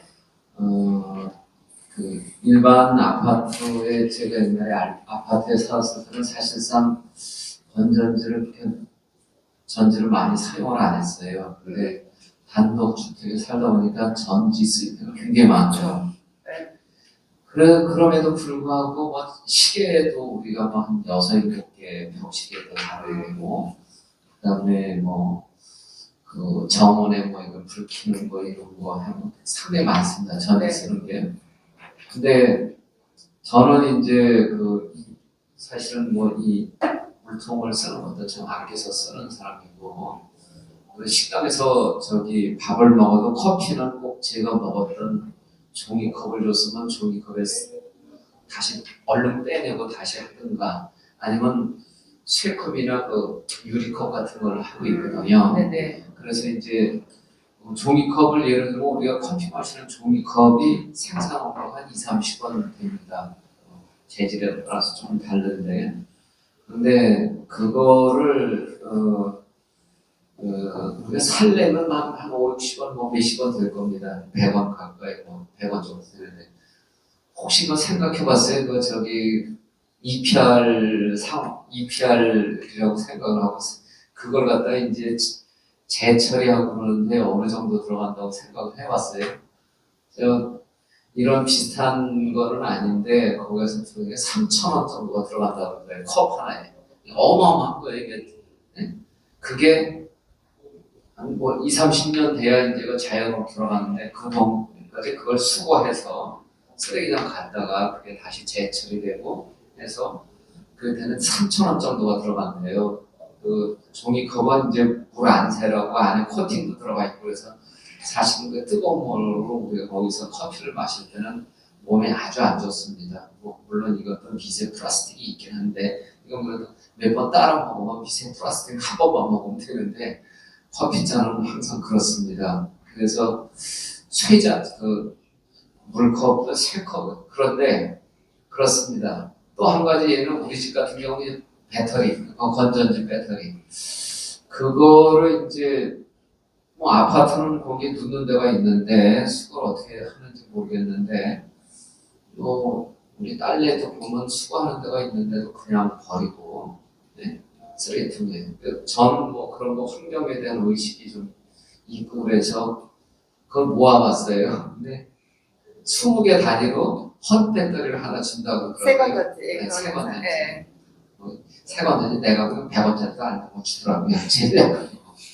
근데 그것 때문에 한 건 아니고, 그러니까 그 배터리를 우리가 그렇게 배터리를 많이 쓰는데도 40개, 그러니까 20개 갖고 가서는 안 돼요. 우리 집에서부터 마을센터, 주민센터까지 가는 데는 한 8km 돼요. 지금 제 차가 좀 커서 키로당 한 200~300원은 나올 거예요, 기름값이. 그럼 16km면 내가 보기에는 순수한 기름값만 한 5~6천 원 나와요. 그러니까 EPR이 새삼스러워지는 보기에 40개를 가져가면 좋다 이거죠. 40개를 갖다 주면 40개를 새 거 있을 때도 제가 보기에는 요새 다이소 같은 데 사면 20~30개 사는데도 5,000원이면 아마 충분히 살 거예요. 그렇죠? 집 앞에 다이소. 우리는 다이소가 걸어가도 되는 데고 반대로 주민센터는 8km 떨어져 있는데 제가 이제 그거를 그렇다고 단독주택에서 그걸 쓰레기 수거하는 데 넣을 수도 없고 그러니까 꼭 모아서 갖다 주는데 이야 이거 참 문제다 이런 생각이 들어요. 네? 네. 그래서 나는 재활용 전지 재활용 센터에다가 물론 이것도 제가 저는 굉장한 환경론자입니다. 제가 이제 공학을 했지만 이제 환경공학에서 이제 쓰레기 슬러지 처리라든가 서울시 상수도본부에서 이제 기술 공부로 있어서 저 영등포 영등포가 아니라 일은 아산병원 뒤에 그 취수장에서 하루에 150만 톤 물을 받아다가 걸러갖고 이제 어디로 가냐면 김포항 가는데 거기 네. 정수장 있죠? 걸로 가요. 그럼 거기서 이제 걸러갖고 인천도 공급하고 그러는데 그렇게 이제 환경에 관련된 일을 오래전부터 많이 했기 때문에 환경공학에 대해서 공부도 좀 하고 그랬는데 큰일 났다는 생각이 들어요. 저는 진짜 그렇습니다. 그래서 이제 요런 몇 개의 건을 모아서 어저께도 이제 그런 회의를 하나 했어요. 어저께는 이제 이거를 갖다가 자, 어떻게 하면 이걸 갖다 좀 제대로 하느냐. 제가 그러면 EPR 제도로 해서 회사에서 배상할 때 그걸 갖다가 수거 책임이 있는 거 아니에요? EPR을. 그죠? 그 수거를 못하면 환경 부담금을 물어야 되는 거 아닙니까? 그러면 환경 부담금을 물어야 되는데, 제가 그 삼성그룹의 그 미래전략실에서 최순실 사건 나기 전까지 거기 경영 기술 담당 고문으로 있을 때 보니까 그 이태리의 그 입간판 큰 갤럭시 새로 나왔을 때 저보다 저 벽면보다 더 큰 입간판 하나 세우는데 몇 달 걸렸을 것 같아요. 저 기자님 한번 맞춰보세요. 1호가 나올 때까지 제일 번화가의 갤럭시 서너 가죠. 3년 걸렸어요. 왜 그런지 알아요? 모르고 이제 우리나라 생각하고 가서 걸려고 그랬더니 재료가 그때 내가 보기에는 기자재가요 한 7,800까지 들어가요 거기에. 기판 이런 거. 물론 기판은 엄청난 걸 하나로 쳐서 그렇지. 근데 그 기판에서 일일이 이게 이제 재생을 해서 쓸 수 있는데 80%가 섞여야지 허가를 내줘요. 그거 맞추려니까 그 원자재를 사러 다녀야 되는 거예요. 근데 지금 더 심한 건 뭐냐면 포항제철이나 현대자동차가 이제 이 CO2 이거에 흡족하지 않으면 그거 만드는데 포항제철 그 철 녹이는데 전기 어디서 썼어? 그러면 우리 당연히 화력발전소입니다. 그래서 당연히 화력발전소 못 뗐어. 석탄 뗐어. 안 돼. 사주질 않아요. 굉장히 심각한 문제예요. 그래서 굉장히 심각한 문제인데, 근데 내가 실직을 실천하려고 보니까 그러다 8km 걸어갈 수도 없잖아요. 그거 떨렁떨렁해서 맨 처음에 20개 가져갔는데, 이거 아니다. 철가. 그래서 이제 40개를 모으기 시작해요. 아직은 이제 한 30몇 개 돼요. 40개는 안 됐어요. 그럼 이거를 이제 우리나라가 아파트가 지금 한 5, 60% 되는데, 한 40, 50%는 아직도 단독주택인데 이 사람들은 어떻게 해야 되나. 이거 다 쓰레기통으로 그냥 들어간단 말이에요. 그래서도 답답하고 이거 어떻게 하느냐. 이거에 대한 방법을 갖다가 이제 어저께 저녁에 이제 의논을 했어요. 탄소 중립이라는 걸. 그러니까 이제 이런 거를 사서 수거를 하게 되면 회사에서 이렇게 주는 걸 갖다가 그걸 갖다가 포인트제로 해서 그 포인트가 나온 거다 세금을 내든지 이런 걸 해서 그 반기문 총장님이 기후 환경에 상당히 관심이 많으셔서 반기문 총장님을 동원해서 이런 걸 지금 어떻게 좀 하자. 이걸 제대로 수거하게. 그러니까 그러고 나서 이제 오늘 여기 온 겁니다. 근데 역시 들어보니까 산업 자체는 성일하이텍은 원래 워낙 큰 회사고 그렇지만 성일하이텍 말고도 이게 성일하이텍의 문제가 아니라 성일하이텍의 이 원자재가 이게 일이 되는 원자재가 가야 되는데 이거 가는 데까지가 지난한 과정을 거쳐야 될 것 같아요. 네? 그렇지 않아요? 이거 어떻게 수거해요? 어떻게 이걸 수거해요? 우리가 그래도 지금 내가 보기에는 10%나 됩니까? 수거율이 어떤 거요? 생산량에 비해서. 아니죠. 아까 말씀드렸을 난간 알카라인전지 같은 경우에는 작년에 한 33% 정도 회수가 됐고요. 네. 네. 그래서 아까 말씀드렸던 5,000톤 정도가 회수가 되고 5,000톤이요. 네. 그러면 33%면 15,000톤 정도가 나온다는 거 아니에요? 네네네. 생산량이. 네네. 근데 아까 그 리튬 보니까 그 생산량이 어디 몇 페이지 보니까 오히려 줄었던데 생산량 자체가 줄었던데 그건 왜 그래요? 생산량이 문제라고요? 그게 쓰진 않았는데요. 안출량이 계속 증가되고 있고요. 네. 여기 몇 페이지 말씀하실까요? 페이지를 안 쓰셔갖고 제가 표시를 해놨는데 아까 그러면 모니터링 혹시 모니터링한 거 보고 얘기하신 거예요? 2002 모니터링 결과에서 그거는 저희가 예를 들어서 15톤 선별했더니 이렇게 나왔다라는 것과 거의 예. 4,215톤에서 무게가 2020년에 3,547톤으로 줄어들었어요. 왜 그런가? 샘플링한 양인데요. 그래요? 절대량은 늘어났어요. 절대량. 네, 배출량이 계속 증가되고 있다고 아까. 그래서 이제 이게 지금 한두 시간 의논해갖고 될 일은 아니에요. 네. 그래서 이제 아마 지금 토론하실 분들 말씀 다 하셨고 그래서 어차피 이거 지금 이렇게 계속 가다가는 33% 지금 해갖고 만톤이 아직 어딘가는 쌓여있거나 없거나 그러는데 들어가면 땅속으로 들어가거나 뭐 그럴 수밖에 없는 거 아니에요 지금. 큰일 났어요. 네, 그리고 저기 음식물 쓰레기도 작년에만 해도 불과 한 달 전이죠. 작년에만 해도 제가 그 15만 원, 17만 원 했어요. 이 수거비가 1톤에 지금 25만 원으로 올랐어요. 25만 원, 27만 원. 큰일 났어요. 그래서 이제 저도 이제 뭐 학교는 벌써 한 4, 5년 전에 퇴직을 다 했고 이거 어떻게 이걸 풀어나가느냐. 그런데 과제는 과제예요. 그래서 이제 오늘 여기 데이터, 이제 사실은 지난번에 데이터 중에서 제가 자세히는 안 읽어봤고 이제 어떻게 그 질문 사항에 대해서 좀 준비 좀 해오십사 부탁을 했으니까 제가 퀴즈네어를 갖다 좀 만들어 드렸죠. 그러면서 이걸 좀 봤는데 이 전지가 큰일 났다라는 생각이 들어요. 근데 자원재생 재활용 한국 전지 재활용 협회에서 지금 그 협회의 업무나 이런 게 지금 어느 정도 원활히 돌아가나 이런 게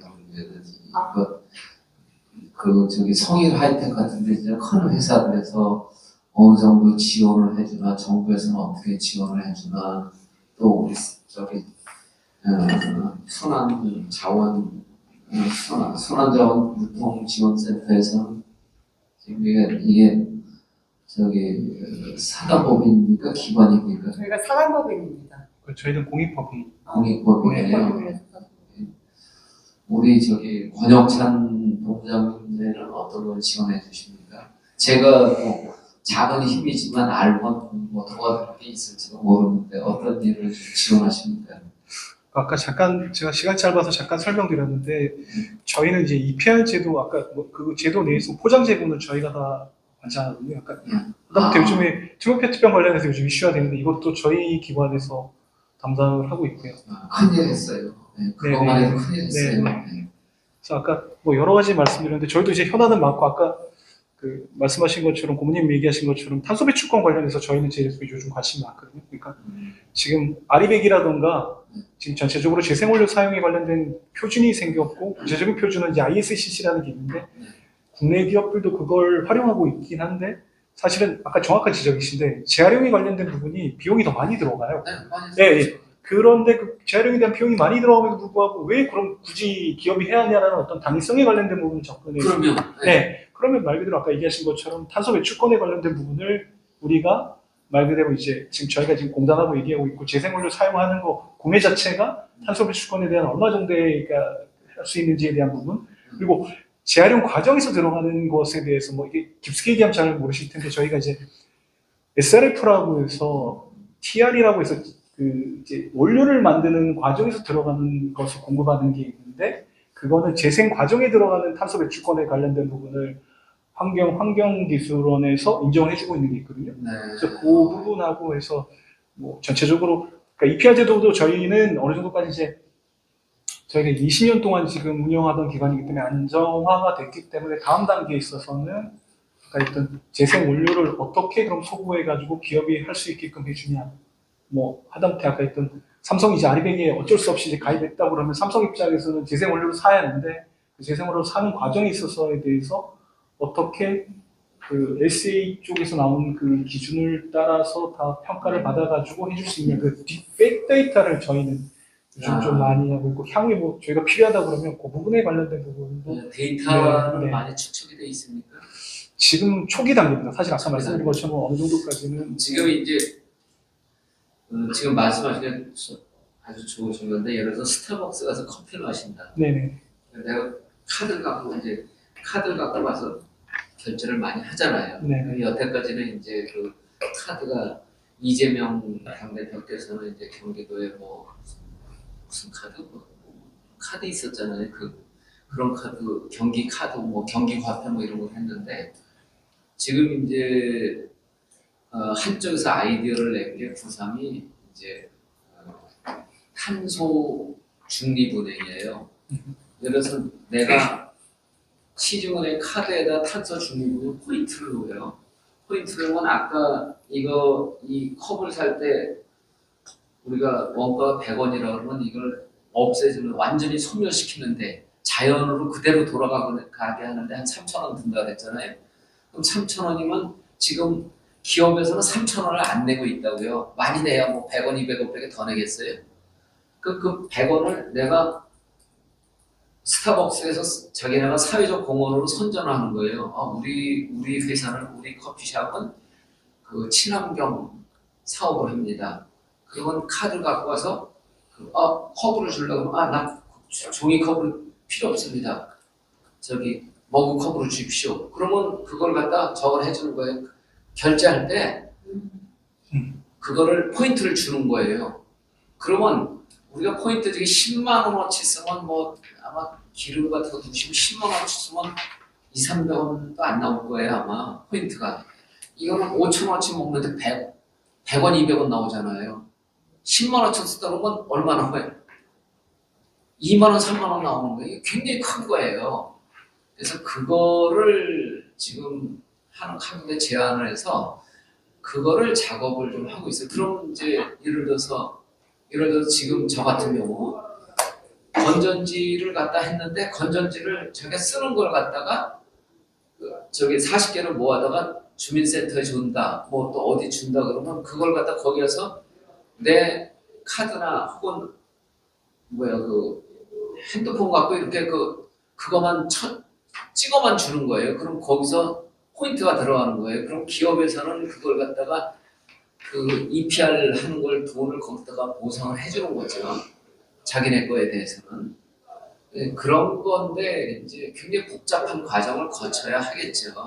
그래서 이제 그걸 이제 반 총장님이 기후환경 대사님 문의하고 있으니까 당신 좀 힘 좀 써주셔. 5대 시중에 해서 시중에 요새 막 몰리고 있잖아요. 30억씩 이자 뜯어갖고 한다고.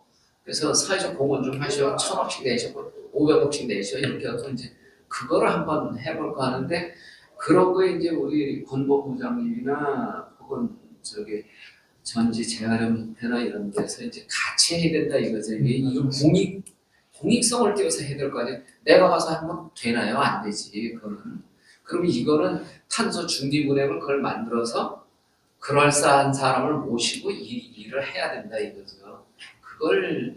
그건 저는 생각을 하고 있습니다. 그 지금 하여간 그래서 이제 뭐 시간도 이제 거의 4시 37분인데 이제 마무리를 해야 되는데 우리 정 기자님한테 어떤 기사가 좀 도움이 됐는지 모르겠어요. 근데 지금 오늘 말씀드린 건 제가 한번 정부에서 자료 보내드릴게요. 참고하세요. 참고하시고 그래서 저는 이제 뭐 올해 70입니다 나이가 올해 70인데 사실 저는 뭐 잘 살아야 이제 활동하는 게 한 10년, 20년 살면 잘 살 겁니다. 근데 사실 우리 정 기자님이나 우리 이경학 간사님이나 여기 계신 분들 저보다 훨씬 더 어리시잖아요. 뭐 저보다 나이 드신 분이 있어요? 없습니다. 없잖아요. 그러니까 세상에 큰일 났어요. 왜 내가 이래요? 선생님들도 열심히 일을 해야지. 선생님 애들이 살아갈 거 아니에요. 네? 나는 그래요. 나는 우리 김공훈이가 나는 그 국비장학생으로 17살부터 외국 가서 공부를 했어요. 우리 가정도 다 그렇고요. 우리 딸 둘도 다 국비로 했고 그래서 나는 국가에 뭔가를 좀 해주고 싶어요. 이런 게 나는 하는 거라고 봐요. 네. 그래서 물론 내 돈 들여서 하는 거는 아니지만 사실 박기문 총장님 만난다 그러면 내 돈이든 아니든 내가 차비내고 가서 하는 거 아니에요. 내 시간 내서 기회비용이 얼마나 큽니까? 그렇지만 우리가 해야 될 거란 말이에요. 해야 될 거. 그래서 나는 오늘 정 기자님도 오시고 그래서 이제 이러한 취지를 잘 살려갖고 하셔야 될 것 같고 제가 말씀이 좀 길어졌는데 더 하실 분들 있어요 말씀이? 없으면 이제 마무리 짓고요. 아까 우리 사회 오신 분 박성민 선생님, 박선민 선생님은 이제 외대 통역대학원을 나오셨어요. 수석으로 졸업하셨고 미스 유니버시티도 하셨고 다재다능하시고 사회를 보셨고 근데 정 기자님 제가 소개를 안 해드렸죠. 당연히 한번 본인 직격하시죠. 저요? 저는 시사저널에서 산업부에서 이제 기자를 하고 있고, 저는 사회부에 잠깐 있다가 이제 산업부를 하고 있고, 배터리랑 중후당대 산업 위주로 취재를 하고 있습니다. 좀 자리에 소개해 주시다. 소개해 주시다니 잠깐. 조선 우리나라 조선이죠. 조선 해운 조선이죠. 해운하고 다르죠. 조선업 들어오게 하시고 또 배터리 쪽에 하는데 저도 이제 이게 이제 화학 제품인데 공부를 많이 했는데 그런 어려움들이 있어요. 어려움들이 있어서 사실 좀 더 많은 사람들에서 배터리 모으는 좀 힘 좀 써줬으면 좋겠는데 저는 맨 처음에 20개 갖고 버릴 데가 없으니까 동해를 갔다 오는데 좀 허탈하더라고요. 근데 저뿐이겠어요? 저는 그래도 그런 사명감이나 갖고 있는데 일반인들 하겠어요? 진짜 쓰레기통에 그냥 슬쩍 놓아갖고 버리지. 그렇다면 우리가 그런 거에 대해서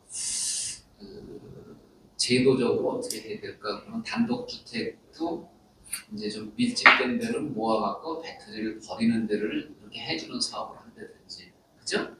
그건 훨씬 낫겠죠. 그런 게 또 필요치 않나 이런 생각이 들고요. 그래서 오늘 국장님 하여간 좋은 말씀 많이 들었습니다. 그리고 많이 깨우쳐졌습니다. 이거 큰일 났어요, 진짜. 이거 어떻게 해요? 큰일 났어요. 이거 딱 전부 다 중독되겠어요. 이러다가 10,000톤씩 해마다 이쪽에 아까 그 니켈 카드뮴 쪽이라고 그랬죠? 그것만 10,000톤씩 지금 땅으로 들어가는데 이거 큰일 났어요.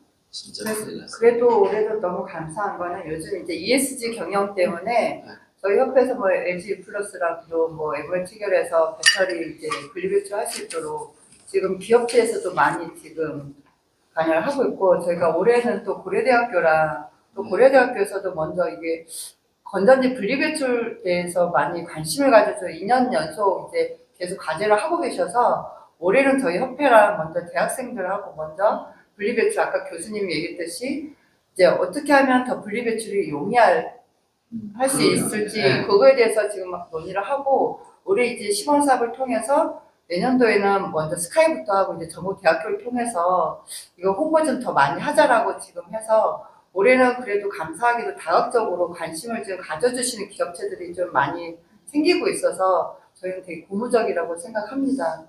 그거에서 이제 EPR 제도에서 제 생각에는 EPR 제도에서 이걸 갖다 소비자가 더 많이 하기 위해서는 네. EPR 제도는 건전지 쓰면 쓸수록 환경 부담이 많아지잖아요 기업에서. 네. 그런데 EPR 이걸 갖고 이제 어저께 논의된 게 그럼 제주도를 먼저 하느냐. 어떤 특별히 이걸 한꺼번에 전 국민 다 하자 그러면 경기 이론을 있더라고요. 아까 얘기했듯이 지자체 통해서 하고 있다고 했잖아요. 네. 망간 알카라인 전지의 경우에는 사업장님보다는 일반 가정에서 사용하는 것이 많기 때문에 처음에 이제 그 역할 분담이 있습니다. 그래서 지자체에서 건전지를 수거하고 그 재활용 업체까지 입고되는 것이 이제 지자체 부담으로 되어 있어서 감사하게도 이제 행정안전부에서 정보활동평가 항목으로 포함이 되어 있음에도 불구하고 이게 워낙 좀 미비하다 보니까 그래서 저희가 이제 다학적으로 이제 담당하시는 분들 이제 좀 전문성 있게끔 또 업무 비중이 너무 낮다 보니까 좀 업무에도 좀 등하시하고 있는데 그래도 감사하게도 요즘 이제 리튬 계열 전지 때문에 화재가 많이 발생하고 있다 보니까 그래도 지자체에서 좀 관심도가 좀 많이 급증하고 있는 상태라서 올해는 좀 더 또 2차 전지, 리튬 계열 전지가 만약에 또 되면은 더 저희가 배출량 적극적으로 홍보하게 되면 아마 횟수량이 저희가 급증할 거라고 보고 있거든요. 그래서 오늘 제가 얻은 아이디어는 전지 쪽을 먼저 그러니까 이게 방법이 있어요. 자, 컵을 먼저 하느냐, 포인트 주는 거, 은행들하고 컵을 먼저 하느냐, 전지를 먼저 하느냐. 전지를 먼저 할 수 있잖아요. 네. 그러니까 어떤 거든지 한꺼번에 다 할 수는 없어요. 전지를 해갖고 왜냐면 그거는 굉장히 쉬울 것 같아요. 그러면 EPR 비용을 정부에서 조금 감해주면 돼요. 여기 포인트를 주면 그리고 포인트 하면 이거 하나에 그리고 한번 100원씩이다 그러면 내가 보기에는 훨씬 더 많이 줄 것 같아요. 사실은 나는 그 소주병 같은 것도 그냥 버리거든요. 그런데 이제 그게 가서 왜냐면 사실은 그걸 가져가서 슈퍼마켓 가서 이걸 갖다 몇백 원 주셔 그런 게 싫거든요. 근데 병을 가져가서 그걸 그 반납하면 거기서 EPR을 찍어주면 되는 거 아니에요? 그런 게 이제 방법이 나오죠. 그 다음에는 제가 보기에 이제 오늘 한국순환자원센터 여기하고 제가 그 반기문 총장님하고 몇 분하고 이렇게 좌담회 형식으로 한번 이걸 해서 될지는 모르겠어요 반 총장이. 근데 이거를 우리가 해야 되겠다 이런 생각이 들어요. 다음에는 반 총장이 여러 사람이 오면 더 정하니까 이제 총장님이 어떻게 되실지 모르겠는데, 그러니까 탄소 중립은행하고 이거하고 이렇게 결합이 되면 당장 실행할 사업들이 있겠다 이런 생각이 들어요. 그래서 은행도 지금 삼성전자가 세계 최고 회사는 아니고 그래도 10위 안에 드는 회사인데 이게 작년에 적자 났잖아요. 근데 세계 100위 안에 못 드는 우리 은행들은 30-40조 흑자가 났잖아요. 말이 돼요. 그런 데서 사회적 기여를 해야죠. 돈 내야죠. 네? 이런 데 내면 지내도 좋고 얼굴도 쓰고 네? 그런 생각이 들어서 그렇습니다. 그래서 오늘은 이제 여기까지 하고 이제 마무리 짓고요. 수고 많으셨고 오신 분들 좀 앞에 나와서 사진 한번 기념 사진 한번 찍고 가시죠. 저도 나중에 얼굴 기억하고 오시라고 그랬는지 오시더라고요. 네.